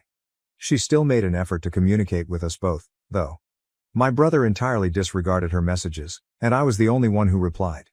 She had cheated on our father, and he could never forgive her. My brother's inability to forgive her wasn't shocking. He and my dad have always shared a unique bond. Even though my dad denied it, it was clear from the time we were young that he had a favorite. It was evident from his conduct. My relationship with my father deteriorated as we grew older. My dad appeared to be upset with me after the divorce when I made the decision to keep up a friendly connection with my mom and stepdad. He became aloof. He probably wanted me to behave like my brother, who was often disparaging our mother and her new husband. A few months after the divorce was finalized, my mom got married again, and I was a bridesmaid at her wedding. My brother declined to go. My brother was forced to spend half the month with my mother because she had partial custody, regardless of his sentiments. My brother didn't like that my mother didn't play favorites, therefore those weeks were unbearable. He was unable to escape punishment for his misbehavior at her home. My dad made multiple attempts to request full custody, alleging that my mom and her spouse were abusing my brother. He failed because his claims were unfounded. Looking back, I'm happy. I only had one parent who truly cared about me, my mother. I didn't despise my stepfather. He was a good man as well. I had mixed feelings toward my mother as a child. I wasn't sure if I should forgive her for cheating on my dad. I ultimately made the decision to follow my happiness. I put money into maintaining a positive relationship with my mother because it made me feel at ease. I'm glad I did. 6 years ago she passed away from cancer. What mattered was that she was always a good mother to me, regardless of the events in her marriage. My brother was scarce, even in her last days. Before she passed away he did pay her a few visits, which gave her some serenity. My stepdad moved out of state when she passed away, but we continued to communicate. The repercussions of my mother's death. My brother acquired a job in London and moved there around a year after my mother's death. Now he comes to see our dad once a year. I don't talk to my brother anymore. However, my connection with my dad started to become better once my brother moved out and my mom passed away. After finding out about my mom's infidelity, he expressed regret for his lack of warmth for me. He acknowledged that he had acted in ways he wasn't proud of, particularly toward me, since he felt deceived and hurt. He tried to improve our relationship and admitted that he had always given my brother more attention. We've become closer over the last few years, which I never imagined was possible. I asked him to lead me down the aisle at my wedding because I thought things had improved. He concurred. As long as he showed me love and respect, I didn't mind that he was still very close to my brother. The ultimate camping trip. But recent events made it clear to me that as long as my brother was alive, I would never really be a priority. I came to see that my brother's relocation away was the only reason my dad even made an effort to patch things up between us. I become less important when my brother is around. It was a terrible wake-up call when my dad asked me to reschedule my wedding so that I could go camping with my brother. The realization that things hadn't altered as much as I had thought was painful. I made a snap decision in the heat of the moment. I consented to postpone my wedding. I called my stepdad a few minutes after I hung up with my dad. I invited him to lead me down the aisle without thinking twice. I'll admit that what I did at the time was spiteful and motivated by retaliation. But I believed that I was being good for myself by reprimanding my father. I didn't mind my stepdad filling in because he was already invited as a guest to the wedding and he's always been a good man. Even though we don't communicate often, we are still close because he helped me get through my mother's burial. He was first hesitant to accompany me down the aisle as he knew my father was also invited. Nevertheless, I persuaded him and he accepted. I felt justified, so I didn't think about it too much. My fiancé's encouragement provided me with the necessary validation. My annoyance was exacerbated by the fact that my dad had hardly communicated with me during the preceding week, perhaps because my brother was back in town. As anticipated, my dad did not attend my wedding yesterday. I waited until the very last minute in the hopes that he would surprise me. However, he didn't. For the most part, I was content as my stepdad led me down the aisle. After all, it was my wedding day. Later, when I emailed my dad a picture of my stepdad escorting me down the aisle, that was the only hitch. I assumed he would be upset. I was surprised when he decided to confront me on the following bus back to town. My father and brother showed up that night as the visitors were departing. They appeared worn out, but my dad said the most. He urged me to have another ceremony so he could lead me down the aisle and expressed regret for not taking my wedding seriously. He acknowledged that I was justified in my conduct and that it was rude to ask me to reschedule for a camping trip. All he wanted was another opportunity, and he regretted everything. He even declared that he only wanted the joy of seeing his daughter go down the aisle and didn't care if no one else showed there. I was offended by his desperation. It became evident that his activities were motivated more by a desire to outdo my stepdad than by a genuine concern for me. I asked him if, had my stepdad not escorted me down the aisle, he would have responded in the same manner. His reluctance was sufficient enough. I informed him that he had let me down and that I would not be getting married again merely to please him.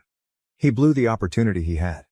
He started crying and pleading for forgiveness when I ordered him to leave. He stated that he regretted everything after seeing the photos and that he had not known I was serious about holding the wedding. He adamantly apologized for not putting me first. He accused me of being callous and overreacting to a single error when I asked him to go once more. The final straw was that. I informed him that I had every right to defend myself at this point if he could treat me badly for the rest of my life without good cause. I reminded him that his actions were the reason behind everything that was happening to him. Unlike him, my stepdad truly cared about me, so I told him I was happy he escorted me down the aisle. Then I left him crying and went back inside. My brother and father were gone when I looked out a while later. Considering I regret what I said now that some time has gone by. Knowing I brought him to tears makes me feel worse. I question whether asking my stepdad to escort me down the aisle and then putting it in my dad's face was too harsh. Revise: I've come to the conclusion that I don't need to apologize after giving it some serious thought. My dad decided to put a camping trip ahead of my wedding. I've been defending his actions my entire life, and I'm sick of it. My dad's actions have no justification, and I am free to choose not to forgive him. I'm sorry for bringing him to tears, but a person can only take so much abuse. Beyond that, I think it's okay to defend your rights, even if doing so causes harm to the other person. I cried a lot during my early and adolescent years due to my dad's treatment of me. I never showed anyone how much it hurt me, not even him. I don't think he would have changed even if he had known. I'm happy that I didn't get in touch with him once more. My husband supports me and says it's the appropriate decision after we chatted about it. He wanted this decision to be mine alone, which is why he didn't voice his opinion sooner. I also expressed my guilt to my stepfather for becoming involved in my problems with my father. I even said I was sorry for using him as a means of retaliation. He assured me, though, that it didn't concern him. He knows how much I cherish him, and he felt gratified that I considered him first. My guilt was lessened by his comprehension, and I'm happy he doesn't take offense. I think it's obvious now to everyone who was upset with me for bringing up my stepdad. He doesn't mind. I don't mind my choice as long as he's cool with it. Drama after the wedding. Since the wedding a few days ago, my dad has been phoning and texting me daily. I don't want to hear what he has to say, therefore I haven't even opened or replied to his messages. I've made the decision to put my attention on my upcoming honeymoon with my spouse rather than this issue. First update. My dad called again this morning. I chose to read his messages for the first time even though I didn't answer. They were all apologies, as one might anticipate. He agreed that I had every right to be angry. Said he hadn't been a good father, and begged for another opportunity to make things right.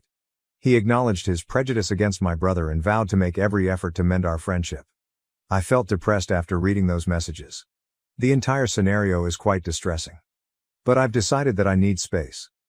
I contacted him back to establish boundaries after reading the messages. I requested that he refrain from contacting me for a time because I was going on my honeymoon. Repeated apologies just served to prolong the suffering. They won't alter the past. I made it obvious that I needed him to honor my wishes, but I also vowed to get in touch when I was ready. I understand, he said, adding that he would wait for me to get in touch with him. Second update. As I enter the third day of my honeymoon, my father has not gotten in touch with me. But my brother contacted me out of the blue today, and it was totally unnecessary. I didn't recognize the number since he was using a burner phone. I was going to hang up when I heard his voice and responded, but he baited me by calling me an escapist. Sadly, it was successful because he is skilled at making me feel uncomfortable. My brother gave me a lecture on the value of family, saying I should apologize for the terrible way I was treating our dad. Additionally, he bemoaned how uncomfortable my dad was and how I had ruined his visit by cutting short their camping trip. He went on to accuse me of being envious of him, saying that my behavior was motivated by resentment because my father put him before me. He further claimed that by continuing to see our mother during the divorce, I betrayed my father. His childishness astounded me, but I wasn't shocked. I informed him that a man-child like him would act in this way. I explained that I actually felt sorry for him and wasn't at all envious of him. My sibling is still emotionally stunted despite having a successful profession. Whatever he accomplishes, he will always be unhappy and unlikable. I interrupted him when he attempted to argue with me, stating that it would only serve to highlight his desperate attempt to hide his discontent. I ended the phone before he could say anything else. Even though I know I shouldn't have talked to him at all, it was rewarding in its own right. I made the decision to only take calls in an emergency from that point on for the remainder of my trip. Update 4. Talking to my dad. A few days ago, I came home from my honeymoon. After a while of staying in holiday mode, my husband and I decided it was time to return to our regular life and our jobs. I made the decision to face my father yesterday. I went to his residence after work. Naturally, my brother was also present and he appeared astonished to see me. Since I don't care about him, I gave him my full attention. I didn't want to have any serious conversations with my brother, so I asked to talk to my dad alone. I was certain that he would be unable to be silent and would continuously interrupt, and I couldn't stand it. My dad and I were finally alone when my brother left the room, albeit he appeared to be upset about it. When we were alone, I expressed my disappointment in my father's actions. I reminded him that I had asked him to lead me down the aisle because I felt our relationship had improved over the previous few years. But it became evident what his priorities were when he requested me to reschedule the wedding. My stepdad is significant to me in his own right, but I acknowledged that asking him to lead me down the aisle was selfish and vengeful of me. I informed my dad that I still didn't know if he had come that day because he truly regretted missing my wedding or because he felt competitive with my stepdad. In any case, it was no longer relevant. We cannot undo the past. What has been done is done. A way forward for reconciliation. He initially appeared to be very distraught, but I assured him that starting over was the only way to move on. I am aware that a lot of people would anticipate that I would completely cut him out of my life, but in all honesty, I don't want to or can live with that. I know how quickly life can take individuals away because I lost my mother to cancer. I can't ignore the positive times I've had with my father, even with all the negative ones. But I also can't deny the pain he's given me. I clarified that I had reached a point of acceptance. I'm willing to give him another chance to make amends for his mistakes from now on. I urged him to allow me that space though, because I need time to recover. We can attempt to mend our father-daughter relationship when I feel ready, which could take weeks, months, or even years. I wish to avoid touch till then. I asked him if he could accept this and he nodded. Before I left, he asked if he may give me a hug. It was emotional when we hugged, but I held back from crying until I was back in my car. In conclusion, we decided on that, and I believe it works, at least for the time being. The course of events will become clear with time. I'm comfortable with the situation for the time being. Jealous stepsister tried to sabotage my wedding. I exposed her lies to her husband. Now they're divorcing and my parents blame me. Noah, 25M, my fiancé and partner of nearly 7 years, and I, 25F, recently got married. Everyone in my family, including my stepsister Charlotte, 24F, was invited to the wedding. When Charlotte was 8 years old and I was 9, our parents were married. Since we had previously known each other for a few years, we were okay with my mother's marriage to her father at the time. Prior to their marriage, our parents had been together for over 3 years. More precisely, she was 5 and I was 6 when we first met. We got along really well at first. Since I didn't have many kids to play with in my area, I was always excited when Charlotte and her father visited, and we had a blast. We kept up a good friendship as we got older, and up until middle school, I thought of her as a close friend. When we joined high school, things started to shift, and regrettably, a boy named Noah was the reason for it all. During my mother's pregnancy, my father had cheated on her with a friend. After being caught, he signed away his parental rights and decided he didn't want anything to do with us. We never saw him again after he and his girlfriend moved away. My mother didn't seek child support because my grandparents were wealthy and provided for her. I never met my biological father as a result. The first father figure in my life was my stepfather. Due to health issues exacerbated by pregnancy, Charlotte's mother had died when she was quite young. Full custody of her was with her father, and I was with my mother. Charlotte and I spent all of our time together when our parents moved in together after courting. It was great to have someone my own age as a buddy. Up until high school, Charlotte and I had a close relationship. We were in the same grade even though she was a year younger because she started school earlier than usual. We even took many classes together when we first entered high school. Among them was Noah, the new student at the school and a recent arrival to our town. He won my affection almost instantly, and sadly, Charlotte did too. Charlotte and I had dated other boys previously, but this seemed different since Noah was adorable and kind. I chose to speak with Charlotte after realizing that we both liked him. Out of respect for our relationship, we agreed that neither of us would approach him or attempt to date him. We believed that we would be able to get over our infatuation, but that wasn't the case. Because we took the same classes, the three of us became good friends and my affections for Noah deepened as I got to know him better. I maintained our relationship entirely platonic, even though it was obvious he was interested in me. He frequently flirted. Charlotte couldn't be harmed. We didn't talk about Noah at all since we knew it was a delicate subject. As folks were getting ready for prom in their senior year, everything came to a head. When Noah revealed that Charlotte had asked him to prom and acknowledged her affections for him, I was on the verge of accepting another guy's prom offer. That Charlotte would renege on her vow to not pursue Noah astounded me. I was offended, and that was inappropriate. Noah informed me, however, that he had rejected her since he simply considered her a friend. Since he loved me, he acknowledged that he had observed her flirting with him over the years but had never returned the kind. Noah admitted that he needed clarification, which is why he had come to me. I had maintained my distance from him in order to keep my word to Charlotte, even though he was making an attempt to express his affections for me. He wanted to know whether there was a chance for us because our senior year was coming to a conclusion and college was approaching. He begged me to be honest because he would move on and think about asking someone else to prom if I didn't like him. I was confused by that talk.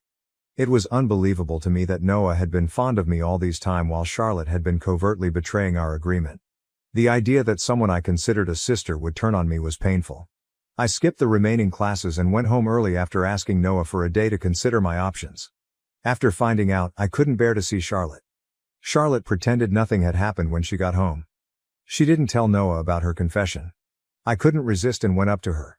I inquired as to whether she had actually confessed her feelings for Noah and asked him to prom.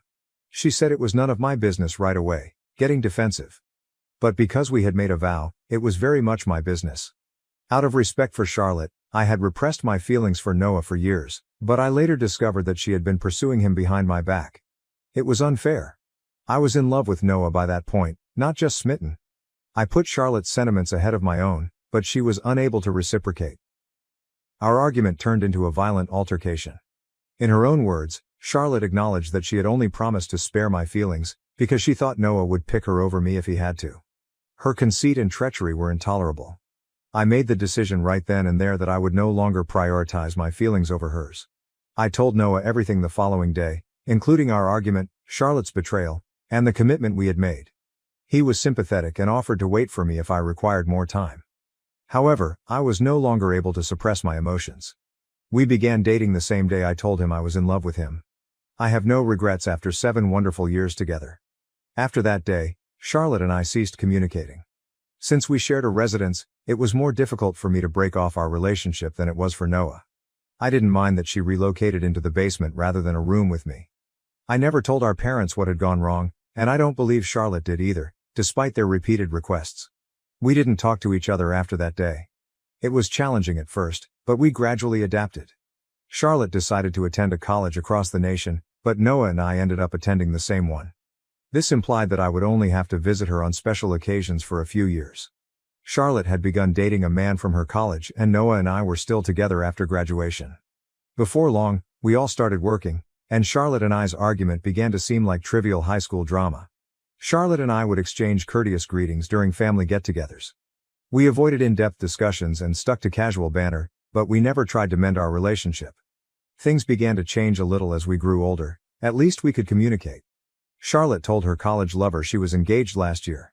After I properly congratulated her, she expressed her desire for me to be present at her wedding. It was a bittersweet experience. We had always dreamed of being each other's maid of honor at our weddings since we were little. However, I was simply another visitor at her wedding. It was heartbreaking to know that our relationship would never be the same again. Even though I was glad we were getting back on track and acting like grown-ups. We had been communicating ever since, and Charlotte even appeared to get along well with Noah. I thought it would feel weird, so I decided not to bring Noah as my +1 to her wedding out of respect. Charlotte said after the ceremony that she had moved on and didn't care anymore, so I could have brought Noah. For a time at least, I trusted her. Noah asked me to marry him a few months ago and I accepted without hesitation. The moment was ideal. I had begun working with a friend on her startup, and he had recently received a promotion at work. Although I had hoped for a drama-free, stress-free wedding, inviting Charlotte proved to be a mistake. When I got engaged, Charlotte congratulated me, and I assumed everything was good. She agreed to attend the wedding when I invited her. I didn't anticipate any problems. The majority of our close friends and relatives stayed with us at the hotel outside of town where the wedding was held. The majority of the guests arrived the day before the wedding, but Noah, our parents, my bridal party and I arrived 2 days early. But Charlotte and her spouse showed up on the same day as us, saying it was a sincere error. I didn't know what she had planned, but I accepted it because I thought her explanation was plausible. Charlotte was loitering outside my room on the morning of my wedding as I was getting my cosmetics done. The other guests were either unwinding or getting ready for the ceremony, so it looked strange. Her behavior felt odd, but I tried to ignore it. I had about 1 hour before the wedding when my mother and bridesmaids left to get dressed independently. I chose to go for a walk down the hallway outside my room since I was feeling anxious. I remained on the same floor since I didn't want anyone to see me wearing my dress. Charlotte stopped me at that point. "I need to talk about something important," she said, pulling me aside. I allowed her to speak out of curiosity, even though we hadn't had any private conversations in years. I was stunned by what she said. Charlotte disclosed that she had arrived early on purpose rather than by accident. According to her, Noah asked her to arrive early so he could speak with her privately. She said he had admitted that he had changed his mind and wasn't sure he wanted to marry me. According to her, Noah admitted to her that he had fallen in love with her and no longer loved me. He planned to elope with her, she said, and they had been communicating covertly for weeks. Even if her story was absurd, I was astounded by her sheer boldness. She was obviously attempting to ruin my wedding, but I wasn't going to allow it to happen. Charlotte stated their conversations were purely platonic, but she said she and Noah had been communicating behind my back for a while. She said, however, that Noah had fallen in love with her and begged her to come early so they could flee together. She claimed that ever since she got to the hotel, he had been putting pressure on her. She claimed he lacked the courage to face me head-on because he was afraid I would respond wildly and he didn't want to be present. Then she said she had to be honest with me since she couldn't follow through. As usual with Charlotte, she felt that an hour prior to my wedding was the ideal time to come clean. I could tell she was lying right away. I knew Noah would never do such a thing since I had total faith in him. He was honest and would have spoken with me openly about any issues rather than using devious tactics. He found Charlotte's story to be totally out of character, and it was clear that she was attempting to spoil my special day by pretending to be worried about me. Her performance enraged me. She was intentionally attempting to generate drama where none didn't exist while feigning concern for me and our relationship. I made the decision to reverse her. I contacted her spouse and said nothing. I followed him on Instagram and called him using the app even though I didn't have his number. I looked like I might be phoning Noah while I stood in front of Charlotte, acting like I was inconsolable. Charlotte didn't stop me because she probably thought I was going to confront him or end our relationship, which was precisely what she wanted. She had no idea that I was actually phoning her spouse, who was located in another area of the hotel. I was relieved when her husband responded. I asked if any of what Charlotte had told me was real, and reiterated what she had said. Charlotte stayed mute at this point, probably believing that I was speaking to Noah. She was unaware that I had outwitted her. I put the call on speaker so Charlotte could hear her husband's response when he answered. He was so taken aback that he declared he would return to their room right away. Charlotte became alarmed when she noticed I wasn't talking to Noah. She began to yell at me, saying I was attempting to ruin her marriage. Calmly, I explained that I was just giving her a taste of my medicine. After that, I returned to my room and informed my bridesmaids about the situation. I no longer trusted Charlotte, so I told them to make sure she didn't go to the ceremony. I was relieved that Charlotte wouldn't interfere with the ceremony. She was probably too preoccupied with attempting to mend the harm she and her husband had made to show up. Except for our parents, who questioned me about her afterwards, nobody at the wedding seemed to notice her absence. I didn't intend to explain, but I told them I would later. I called the hotel to inquire about Charlotte's room after the celebrations. She and her husband had checked out during the wedding, which pleased me. I was happy that no one mentioned the event during the reception and was grateful that they were gone. As I had hoped, the wedding's aftermath was pleasantly quiet. After I told Noah what had transpired, we laughed heartily. We learned that Charlotte and her husband were divorcing 1 week after the wedding. It was my parents who told me. Charlotte's husband had apparently called them, screaming about how terrible she was and insisting that they come retrieve her from their home. If she didn't go, he threatened to contact the police. They discovered the cause for the split when they picked her up. Charlotte's willful attempt to ruin my wedding had greatly offended her husband. I had told him the whole story, and it seems that her friends had been telling him for a long time how amazing Noah was and how Charlotte should have been the one with him. Putting aside the foolishness of her friends, her husband realized that Charlotte still harbored affections for Noah and had attempted to sabotage my wedding as a result. The last straw for him was that understanding. She was still in love with someone else, despite her denials, so he made the decision to dissolve their marriage. He was unable to accept that. My parents blamed me for Charlotte's divorce for some reason. They maintained that I ought to have avoided her marriage in spite of her behavior. They claimed that I had destroyed her marriage by phoning her spouse. They stopped interacting with me when I refused to apologize to Charlotte. I was unable to comprehend how I was at fault for this. I didn't ask Charlotte to try to ruin my wedding or behave in such a careless manner. I just gave a kind response. My parents and many of our shared acquaintances supported Charlotte, while Noah supported me. It enraged me. Update 1. I became aware of how unjust my parents and some of my friends were after reading encouraging responses on my initial post. I made the decision to break things off. They would keep accusing me and making me feel bad if I didn't. Distancing myself felt like the only course of action since I wasn't going to break down and apologize to Charlotte. Ironically, my parents were getting exactly what they wanted after refusing to talk to me because I refused to apologize. My friends' support for Charlotte demonstrated to me that they were never really friends in the first place. I made the decision to put Noah and my happiness first. Update 2. I went on our honeymoon with Noah. Even though I missed my parents, I wasn't too upset about losing contact with my alleged friends because it had been almost 2 weeks since the wedding. But it was painful not to speak to my parents. I frequently wanted to phone or text my stepdad or mom, but I restrained myself because I knew they had sided with Charlotte. As far as I could tell, Charlotte was living with them and probably spreading false information to make them even more hostile toward me. I could see why my stepdad wanted to help his daughter, but given her history, I couldn't understand why my mother wasn't on my side. My dad had betrayed her by leaving her for a friend.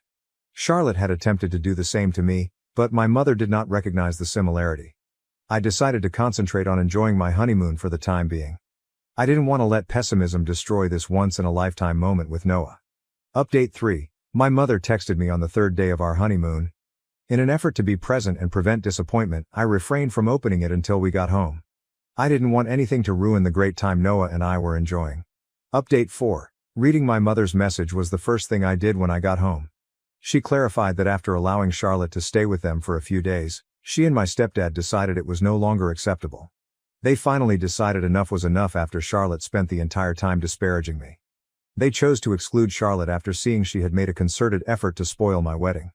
My parents expressed regret for their previous actions, acknowledging that they had made bad choices because they were overtaken by Charlotte's divorce.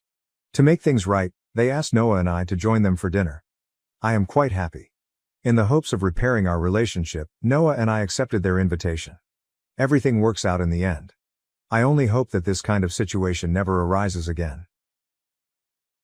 Am I the asshole for calling my father's wife a creep after she crossed boundaries with my daughter? Original, my 32F father, 60s, has been married to Sasha. Fake name, 40s, for almost a decade.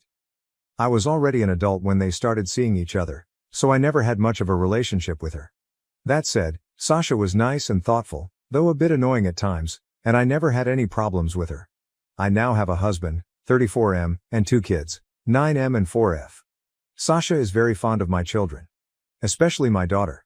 That became very suffocating pretty quickly, so we started setting some boundaries.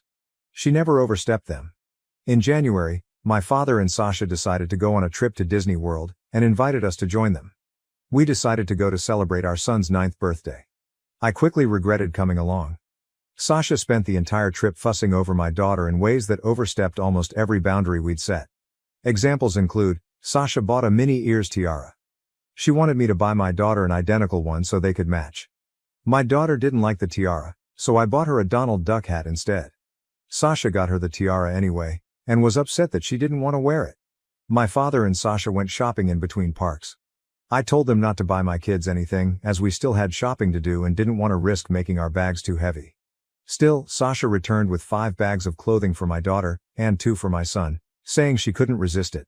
My daughter wanted a Belle costume to wear at the parks, as that's her favorite princess. Sasha tried to convince us to get her an Ariel costume instead, because that's her favorite. I explained that we never watched The Little Mermaid at home because my daughter is scared of Ursula. Sasha insisted on taking dozens of pictures with my daughter in front of the castle at Magic Kingdom. She also took some with my son, but not nearly as many. She tried to convince us to take our daughter to Bibbidi Bobbidi Boutique. We refused because the prices are crazy and we'd already bought her the Belle costume. She offered to pay, but we held our ground. I later found out Sasha tried to make a reservation anyway, but there was no availability. When we took our daughter to Slinky Dog Dash, her first roller coaster, Sasha tried to sit next to her. My daughter wanted to sit with me, so we switched. She tried to do the same thing in other attractions. At the Muppets Theater, she tried to get my daughter to sit in her lap. Sasha also tried to pick her up while we met some of the characters. There were more instances. The final straw for me, however, was the last park day of the trip. We were at Magic Kingdom. My husband suffered a minor injury and I had to take him to the first aid station. The kids wanted to go to the Peter Pan ride, so my dad and Sasha offered to take them in the meantime. However, according to my father, the line was too long. So instead, Sasha suggested the Little Mermaid ride, assuring my kids Ursula wasn't on it. Actually, there's a pretty big Ursula animatronic there. My daughter was still sobbing and hugging her brother when we reunited. When we flew back home, I told my father that we'd no longer take our children on trips with Sasha due to her behavior. He got extremely angry. He said his wife loved my kids, thought about what they'd like to do at every moment of the trip and that we should be grateful to have her in our lives. I lost my temper at that. I told him Sasha was a fucking creep, and that they should be grateful I was still okay with them even seeing my children after her actions during the trip. We ended up having a huge fight after that. It's been weeks since we returned home, and my father is still angry at me and my husband. Sasha has texted me a few times. She says she's sorry if she made me uncomfortable, but that she loves my kids and hoped to use the trip to spend more time with them. To be honest, I don't think I'm the here. But I do think I might have overreacted.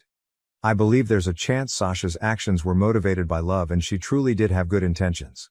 AITA. Update. Hey everyone, I'm ready to give you an update. I read your comments and came to the following conclusion. As much as Sasha's behavior towards my children angered me and freaked me out, calling her a creep was the wrong reaction to have. That said, I think it's best for my family to distance itself from Sasha for the time being. And at the very least, my previous decision to avoid future trips with her based on the Disney trip is still the best course of action. Sasha's pushiness, tendency to override my and my husband's parenting and blatant favoritism towards my daughter were much worse when the kids were younger. After my daughter's birth, she began to focus too much attention on her and almost none on my son. I gave more examples of that in the comments on my original post. That's the reason we set boundaries in the first place. Her fixation on my daughter also bothers me. When we had the boundary conversation with my father and Sasha, she told us that she'd always wondered what having a daughter would be like. She'd also defined herself as child-free before, so I was never certain what to think of that. Either way, that reassured me and my husband that we were doing the best for our kids. Those boundaries had never been overstepped. Then we went on the Disney trip and most of them were completely ignored.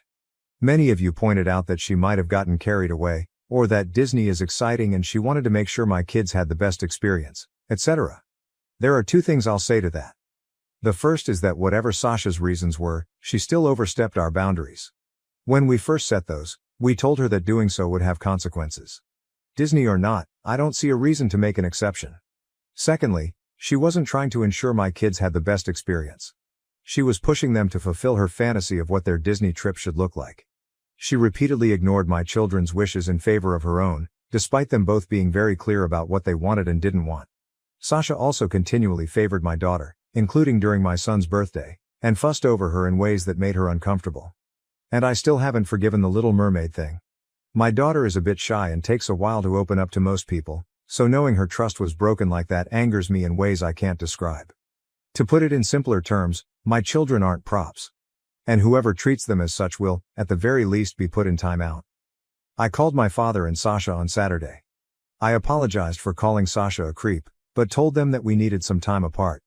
They won't see my family until my younger sister's birthday in late April. If that goes well, they'll be invited to my daughter's 5th birthday party in May. After that, we'll slowly work on re-establishing contact. I also said that if they overstepped our boundaries again, the consequences would be more dire. My father didn't take it well. I don't care. Sasha sent me a text with more apologies, followed by a request to at least FaceTime my kids every now and then. I said no. And to those who said my controlling behavior ruined the trip, my kids had an amazing time at Disney World. They're both still talking about it. My daughter keeps asking us to put her pictures with the characters she met up on the wall, and my son says he had the best birthday ever. I think that's it.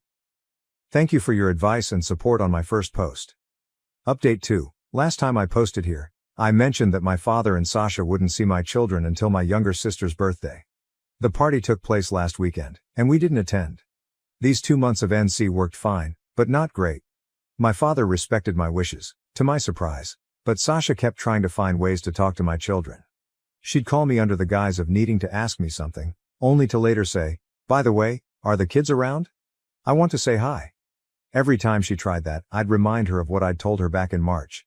This must have happened almost a dozen times, which was enough for my husband and I to start debating on skipping the party. After speaking to our kids, we decided not to go. They both said they missed my father, but clearly didn't want to see Sasha.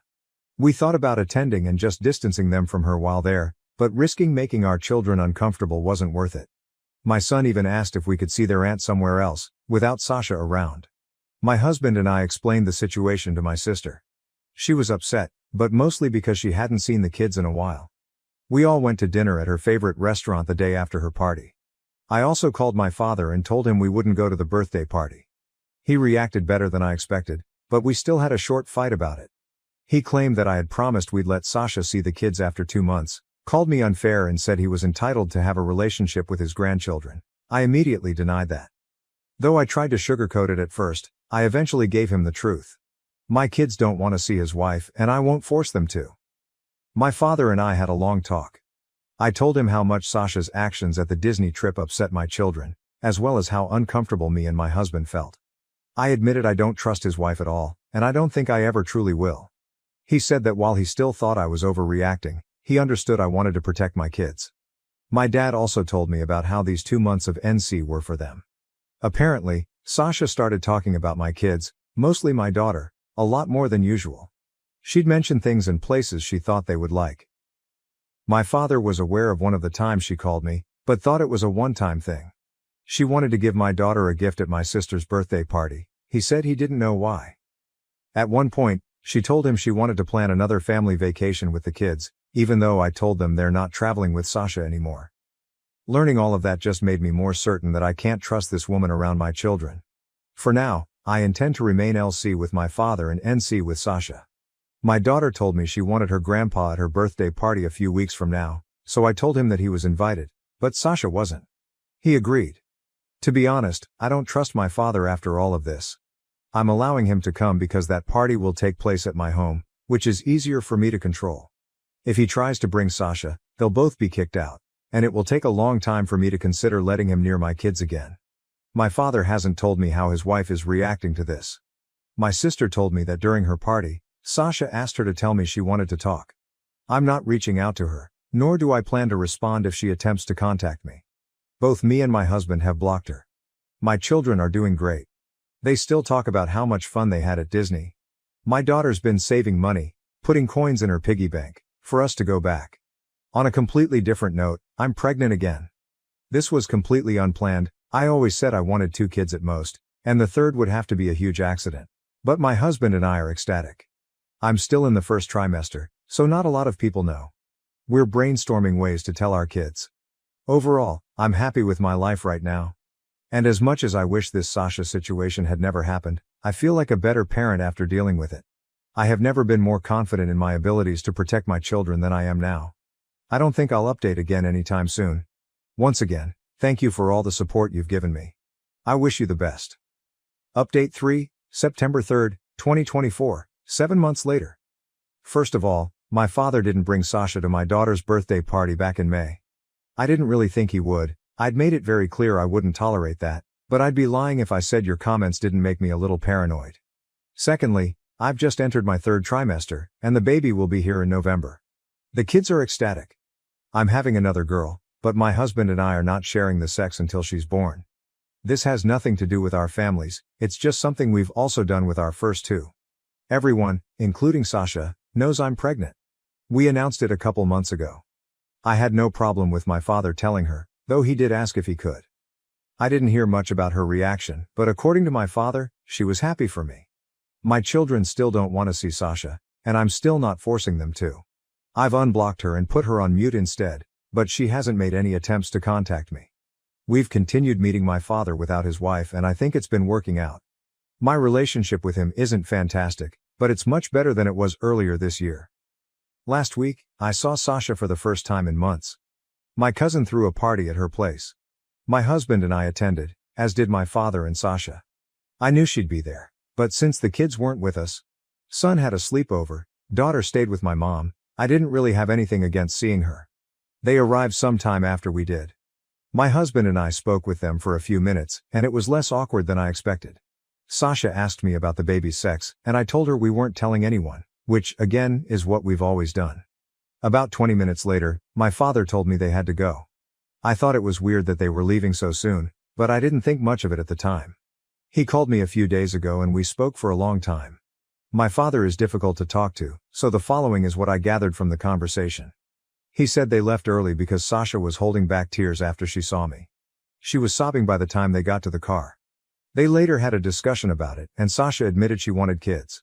She married my dad knowing he didn't but hoped he would change his mind. Apparently, when my son was born, Sasha tried to drop "I want one" hints to my father. He didn't notice it, so she gave up. According to my father, Sasha told him she loved my kids equally, but my daughter was special, because she always imagined herself as a girl mom. That's also the reason why she became such a suffocating presence when my daughter was a baby. When my husband and I started setting boundaries, Sasha realized she was overstepping and agreed to abide by them.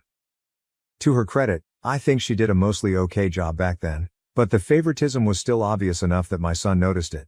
The trip we took was a turning point because Sasha's dream of having a daughter included taking her to Disney World and having her do all the things she liked to do there when she was young. She told my father that having my daughter there was so exciting that she forgot everything I'd said about not overstepping. Sasha wanted a mother-daughter trip and tried to use my child for it. Sasha said she regretted her actions during the Disney trip, but only because she lost access to my children due to them. And seeing me at the party, all pregnant and pretty, my father's words, not sure she actually said that, was what drove her over the edge. I remember reading some comments theorizing that this was what was going on, but I still didn't really expect this. My father said he was telling me all this because his wife wasn't doing well, and he'd understand if I wanted to keep my kids away from her. Didn't expect that, either. I don't know what the future of their relationship will be, and I don't think my father does either. All I know is that if Sasha still wants to have kids, it almost definitely will not be with my father. Before all this, I was pondering about my 3rd child's future in relation to Sasha. Now, I sincerely don't want her to be a part of my baby's life. This isn't a final decision, but I've been speaking to my husband about it, and he agrees with me. I don't think she's a bad person. I got some baby stealer comments on my previous update, but I don't think that's what's happening here either. But if the Disney trip proved anything to me, it's that Sasha is willing to be extremely selfish and disrespectful to get what she wants, even when my kids are involved. A couple months ago, my husband and I had a conversation with our son about the subject. He told us he dislikes Sasha for 2 reasons. She favors his sister and she doesn't listen to them. Honestly, that's all I need to know. Looking back at my own childhood, I feel like I was never allowed to have boundaries. I was always expected to put my schedules and preferences aside for others. It's important to me that my children don't go through that. If they don't want to see Sasha, they don't have to. I think that's all I want to say here. I'm doing well. I actually got some great news from work recently. My kids are thriving, and I'm excited to meet my 3rd baby. Again, thank you guys. Update 3, new update. November 23, 2024, 9 months later. I'm happy to announce my daughter was born 2 weeks ago. She arrived a little earlier than expected, but she's perfect. My older kids are in love with their baby sister. And as much as I didn't plan to have a third child, I am truly glad I did. As I mentioned the last time I posted, my husband and I didn't announce the sex in advance when our first 2 kids were born. This time, I decided to give my father a heads up. After I found out about the whole girl mom thing, I became worried about how Sasha would react to the news I was having another daughter. Telling my father ahead of her birth would give him more time to prepare. So about a month ago, my father told Sasha I was having another girl. As expected, she didn't take it well. A few days after I gave birth, my father told me that he and Sasha were separating.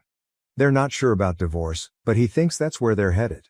Sasha started talking to my father about having children around the time I made my last post. According to him, they started fighting about it when she tried to convince him to get his vasectomy reversed. I didn't know he had one. My father said Sasha cried when he told her I'd have another daughter, and they decided to separate a few days later. I'm not very informed about the situation, but my father did state that the decision was mutual. About a week ago, Sasha texted me. It started with her congratulating me for my daughter's birth, then evolved into what seemed like a farewell letter to my children. Not much about them stood out to me, though "you'll never understand the love I feel for your children" was an interesting statement. She talked about how much it hurt to know she'd never meet my baby, or watch my daughter become a big sister.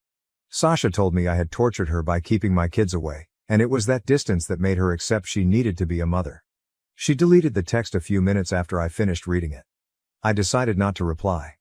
I haven't been thinking much about the situation lately, but the more I do, the dumber I feel for not realizing Sasha wanted kids sooner. I remember she started talking about my father's future grandchildren long before I got pregnant with my son.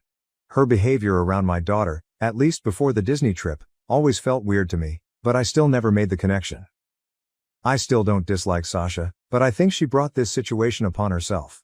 As much as I recognize my father is far from innocent, he's always been very clear about not wanting more children. Sasha is 47 years old, and while I don't think I'd want to have kids at that age, I know people who have. If that's what she wants, then I wish her luck. We're also officially moving to Europe in 2025. The work-related news I mentioned in my previous update were really great. My husband and I had been hoping for an opportunity like this for a while. We're helping the kids make arrangements to maintain contact with their friends. Luckily, my daughter's best friend is my goddaughter. This will be my last update.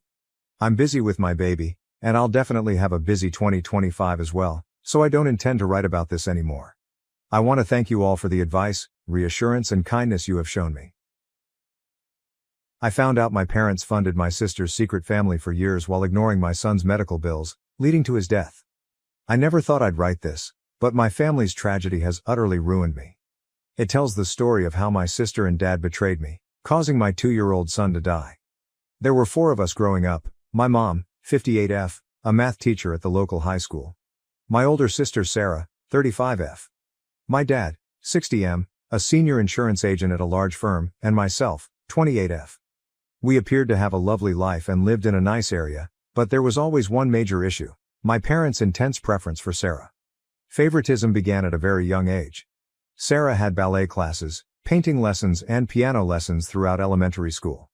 My parents told me we couldn't afford 2 kids participating in extracurricular activities when I begged to join any. While I wore her hand-me-downs, Sarah purchased new clothes from the mall. I used her old phones till they broke, but she always acquired the newest iPhone models. Sarah requested braces at the age of 13. Without hesitation, my parents paid $6,000. When my dentist informed me a year later that I also required braces, they indicated we would have to wait due to financial difficulties. I still have crooked teeth at the age of 28, and I never got them. Sarah received a brand new Honda Civic for her 16th birthday. They advised me to work and save money for a car of my own when I became 16. I only bought a used Toyota that broke down after 6 months of working at McDonald's after school for 2 years. All the way through high school, the trend persisted. While I had to work part-time jobs to pay for necessities like clothes and school supplies, Sarah was free to concentrate only on her education and enjoyable hobbies. When it came time for college, I had to start at a community institution, but Sarah attended a pricey elite university. My parents covered all of her costs, including a condo close to her college and a semester abroad in Paris. To pay for my textbooks and bus fare to school, I worked 2 jobs, one as a campus library assistant and another at a coffee shop. After transferring to State University, I was in my 3rd year when I met my spouse, James, 30M. He worked part-time at the college IT department while pursuing an engineering degree. I felt like someone actually cared about me for the first time when we started dating. James was also from a middle-class family, but when he was in high school, his parents died in a car accident. He worked hard to pay for college while living with his aunt during high school. Before we were married, we dated for 3 years. We were saving money for a down payment on a house, so I planned a little courthouse wedding, but James felt that since it was a once-in-a-lifetime event, I should have a genuine wedding. We organized a little ceremony for perhaps 50 people in a nearby church. Sarah said she had an important work meeting, therefore she didn't arrive. Sarah had arranged a family vacation for that weekend, so my parents nearly skipped it as well. When my mom's sister confronted them about it, they abruptly changed their plans. Tommy was born to me 2 years after we were married. With terrible morning sickness and gestational diabetes, the pregnancy was difficult from the beginning. The worst news arrived in 32 weeks. Doctors discovered Tommy's significant cardiac issue during a routine scan. They stated that beginning immediately after delivery, he would require multiple procedures over the course of his life. Despite our grief, James and I were committed to doing everything in our power to ensure our son's health. The day following Tommy's birth, his first surgery was performed. Although the majority of the $150,000 was covered by insurance, we still had to pay $30,000 out of pocket. We took out loans and spent all of our savings. James began putting in extra hours at his engineering job and taking on weekend freelancing work. I was caring for Tommy while working from home as a virtual assistant. Tommy had to have another operation 6 months later. I turned to my parents for assistance because we were already having trouble paying for the initial operation. They had just returned from a Mediterranean cruise with Sarah that lasted 2 weeks. I stated to them that we had previously sold our car and made every feasible cut while displaying all of our medical expenses. They claimed they couldn't help since they were facing financial difficulties. I didn't know the truth, so I trusted them. We barely made it for the following year and a half. James put in 80-hour weeks until he became so worn out that he passed out on the job. I started taking on additional virtual assistant jobs and began using eBay to sell items from our home. During this period, my parents took 3 family holidays with Sarah and gave her a brand new Mercedes for her birthday. They said that because Sarah worked well in finance, she was responsible for paying for all of these. This turned out to be a lie. Tommy deteriorated significantly last month. His heart suddenly stopped working correctly, necessitating emergency surgery that would have cost $50,000. We didn't have a method to get that much money fast, and our insurance had hit its annual cap. I begged my parents for assistance once more, this time down on my knees. I offered to sign a formal agreement promising to give them our house, double the money they owed, and anything else they desired. They declined once more, stating that recent medical expenses had depleted their savings. We were unable to pay for Tommy's surgery, therefore he passed away 2 days later. He had just turned 2. My parents claimed they had to assist Sarah with an urgent matter, so they barely stayed for 30 minutes at his burial. While tidying Tommy's room yesterday, I discovered my dad's old phone beneath the bed. He must have lost it when he was there 3 weeks prior. I checked the phone, which was still functional, and discovered hundreds of texts between Sarah and my parents. I learned the truth in this way, and it ruined what remained of our family. Sarah had been leading an entirely different life, one that none of us were aware of, according to the texts. She had 3 children in Florida with a man named Mark after 7 years of marriage. All this time my parents had been providing for them financially by giving them large sums of money each month. I read through all of the messages for 5 hours.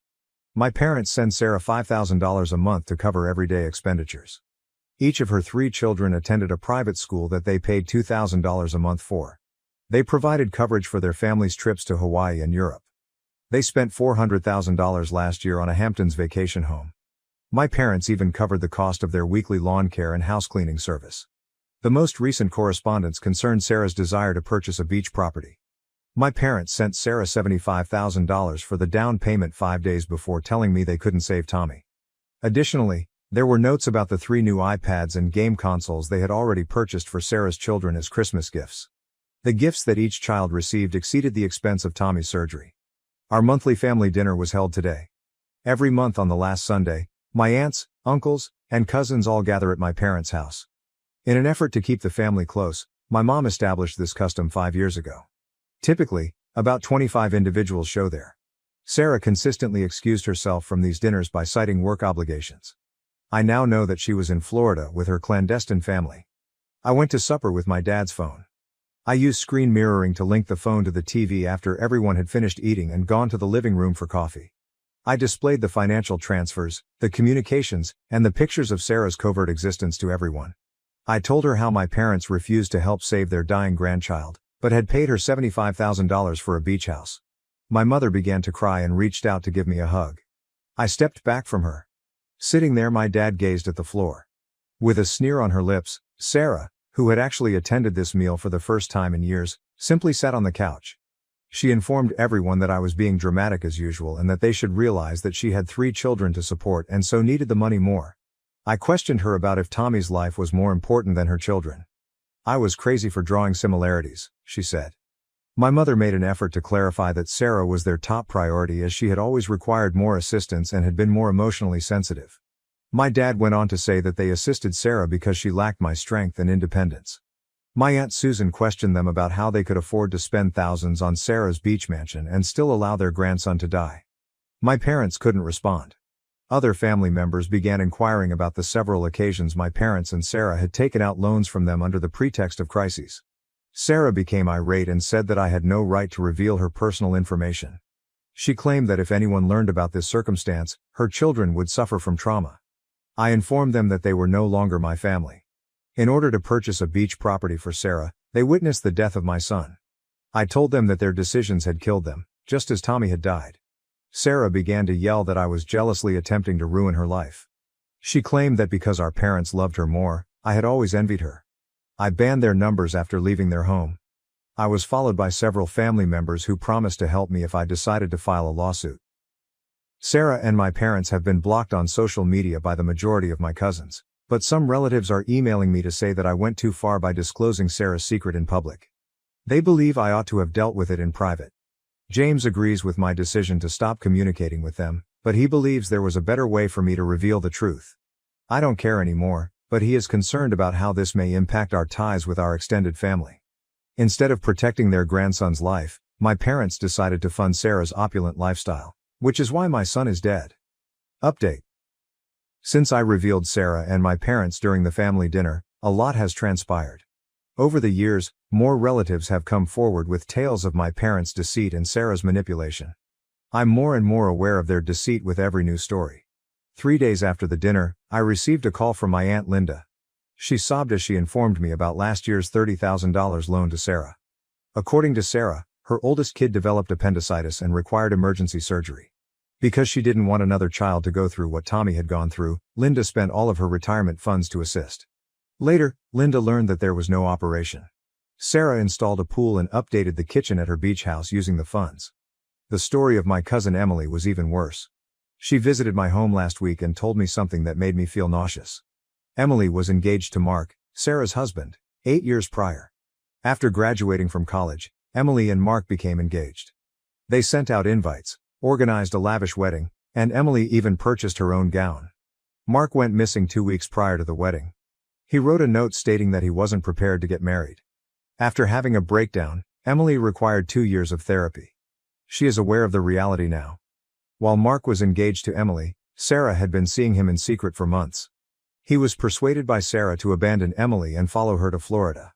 My parents were well informed. They assisted Sarah and Mark in choosing their Florida home. 3 months after Mark's separation from Emily, they even went to their small, secret wedding.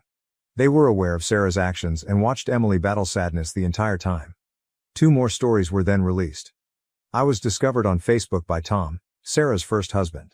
Sarah's previous marriage to Mark was unknown to me. Soon after graduating from college, Tom and Sarah were married and had a daughter.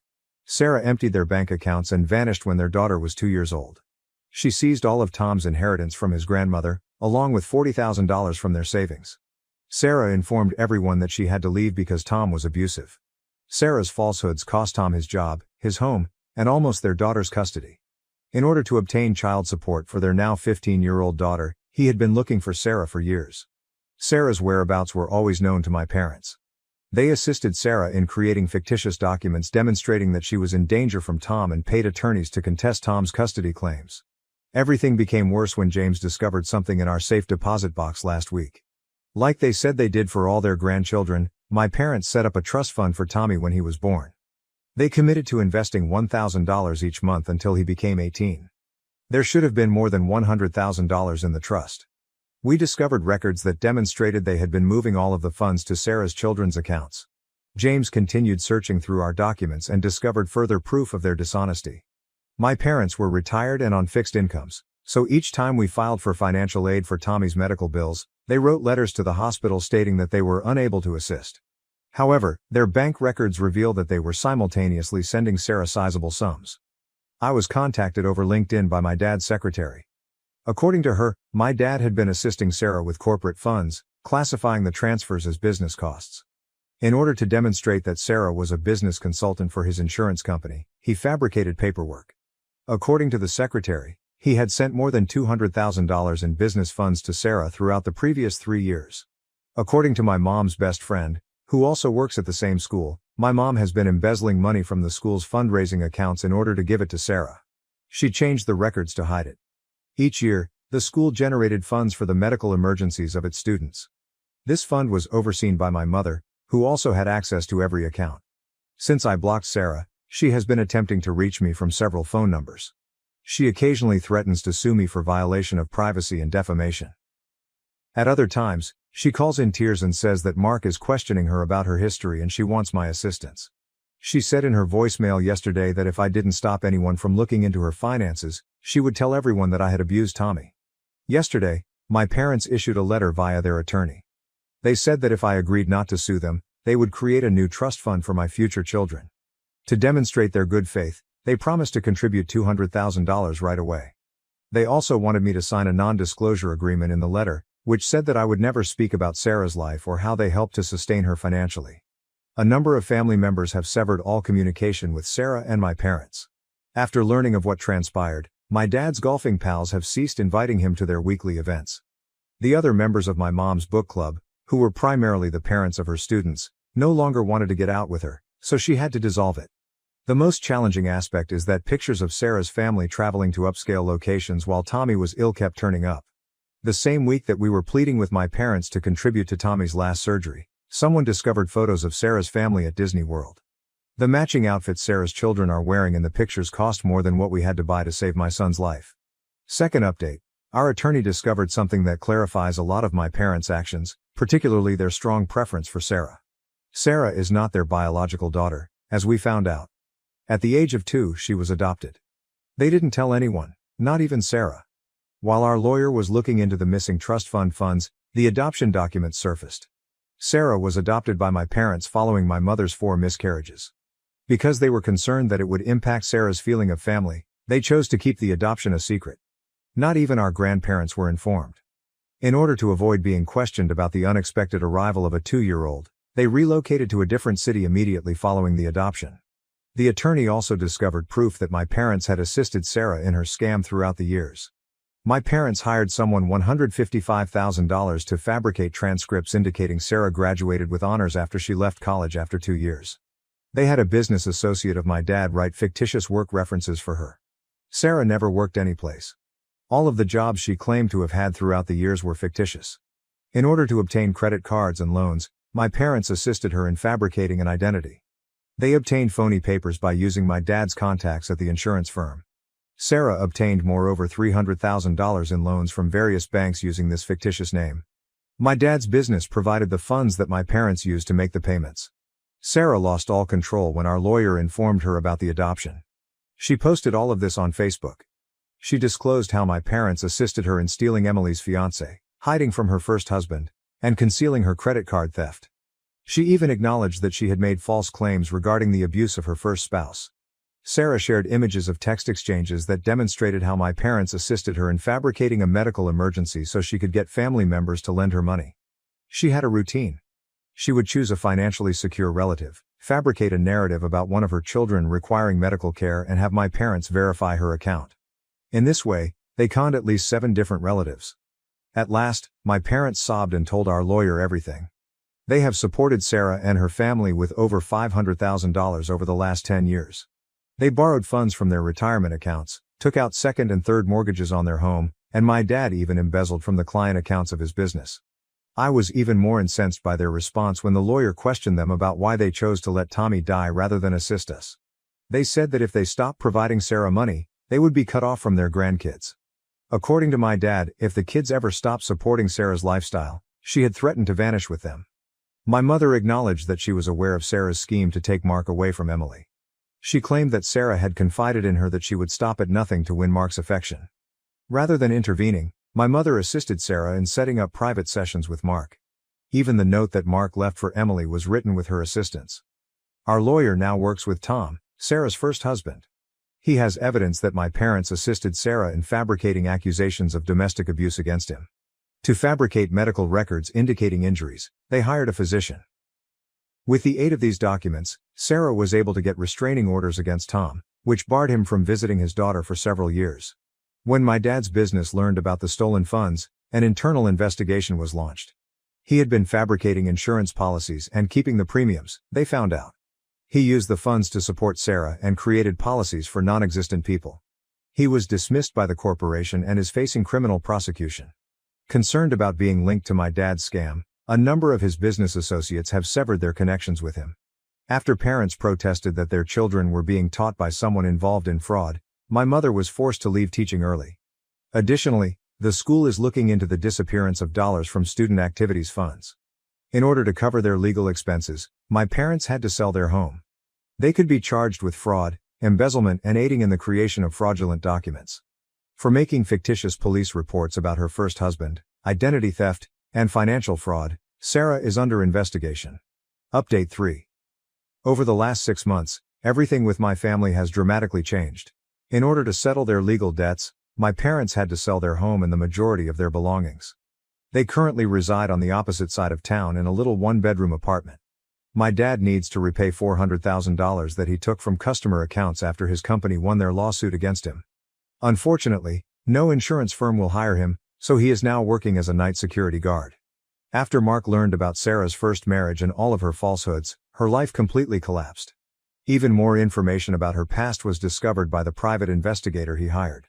Prior to her first marriage, Sarah had another child from a previous relationship. She never mentioned this child to anyone and relinquished her parental rights. The fact that she had left 2 children behind before becoming his wife and father repulsed Mark. Mark obtained full custody of their 3 children after filing for divorce. The judge concurred that Sarah's past of deception and desertion made her an unfit mother. She is not even permitted to visit the kids unattended. Mark and the children returned to their hometown in Texas. He had to obtain a restraining order since Sarah kept creating fresh social media profiles to reach him. Tom, Sarah's first husband, won his appeal for retroactive child support. Sarah was ordered by the court to give him $150,000 plus interest for the years she was missing. They are seizing the meager fortune she received from our grandma last year since she's unemployed. Now 15, Tom's daughter won't talk to Sarah or my parents after finding out that they assisted in keeping her from her father. Because of the stolen fiancé event, my cousin Emily sued Sarah in civil court for mental anguish. Sarah and my parents planned the entire thing months in advance, according to old emails that Emily's lawyer discovered. Because Mark's family was wealthy, they specifically targeted him. Last month, the matter was resolved out of court, but as a condition of the deal, Sarah had to give Emily her beach house. James received an offer of employment in Colorado that had complete medical benefits and higher wages. To start over, we made the decision to relocate. We're keeping it quiet this time, but I'm 4 months pregnant. The only people who are aware of the pregnancy are my Aunt Linda and 2 cousins. We've made the decision to stop communicating with Sarah and my parents. Some family members are still attempting to persuade me to pardon my parents. They claim that my parents have learned their lesson and lost everything. I am constantly getting letters from Uncle Bob about how my parents miss us and cry during family get-togethers. However, I informed him that I don't care about their tears because their decisions caused my son to lose out on his entire life. Last week, Sarah was arrested for attempting to use her children's social security information to apply for new credit cards. She is being charged with identity theft. When she was in jail, she called me to seek assistance with bail money. I banned the phone number of the jail. The only positive outcome of this circumstance is the increased closeness of other family members. In Colorado, my Aunt Linda moved close to us to assist with the impending baby. My cousins have established a group chat where we encourage one another and communicate every day. Without Sarah and my parents, we are starting a new family. Every day I still miss Tommy. We talk about him a lot, And his photos are everywhere in our new home. However, I'm happy that my parents and Sarah's truth was revealed. At least they are no longer able to harm others with their falsehoods. Among all of this, the most difficult lesson I took away was that sometimes the people who ought to love you the most are the ones who hurt you the most.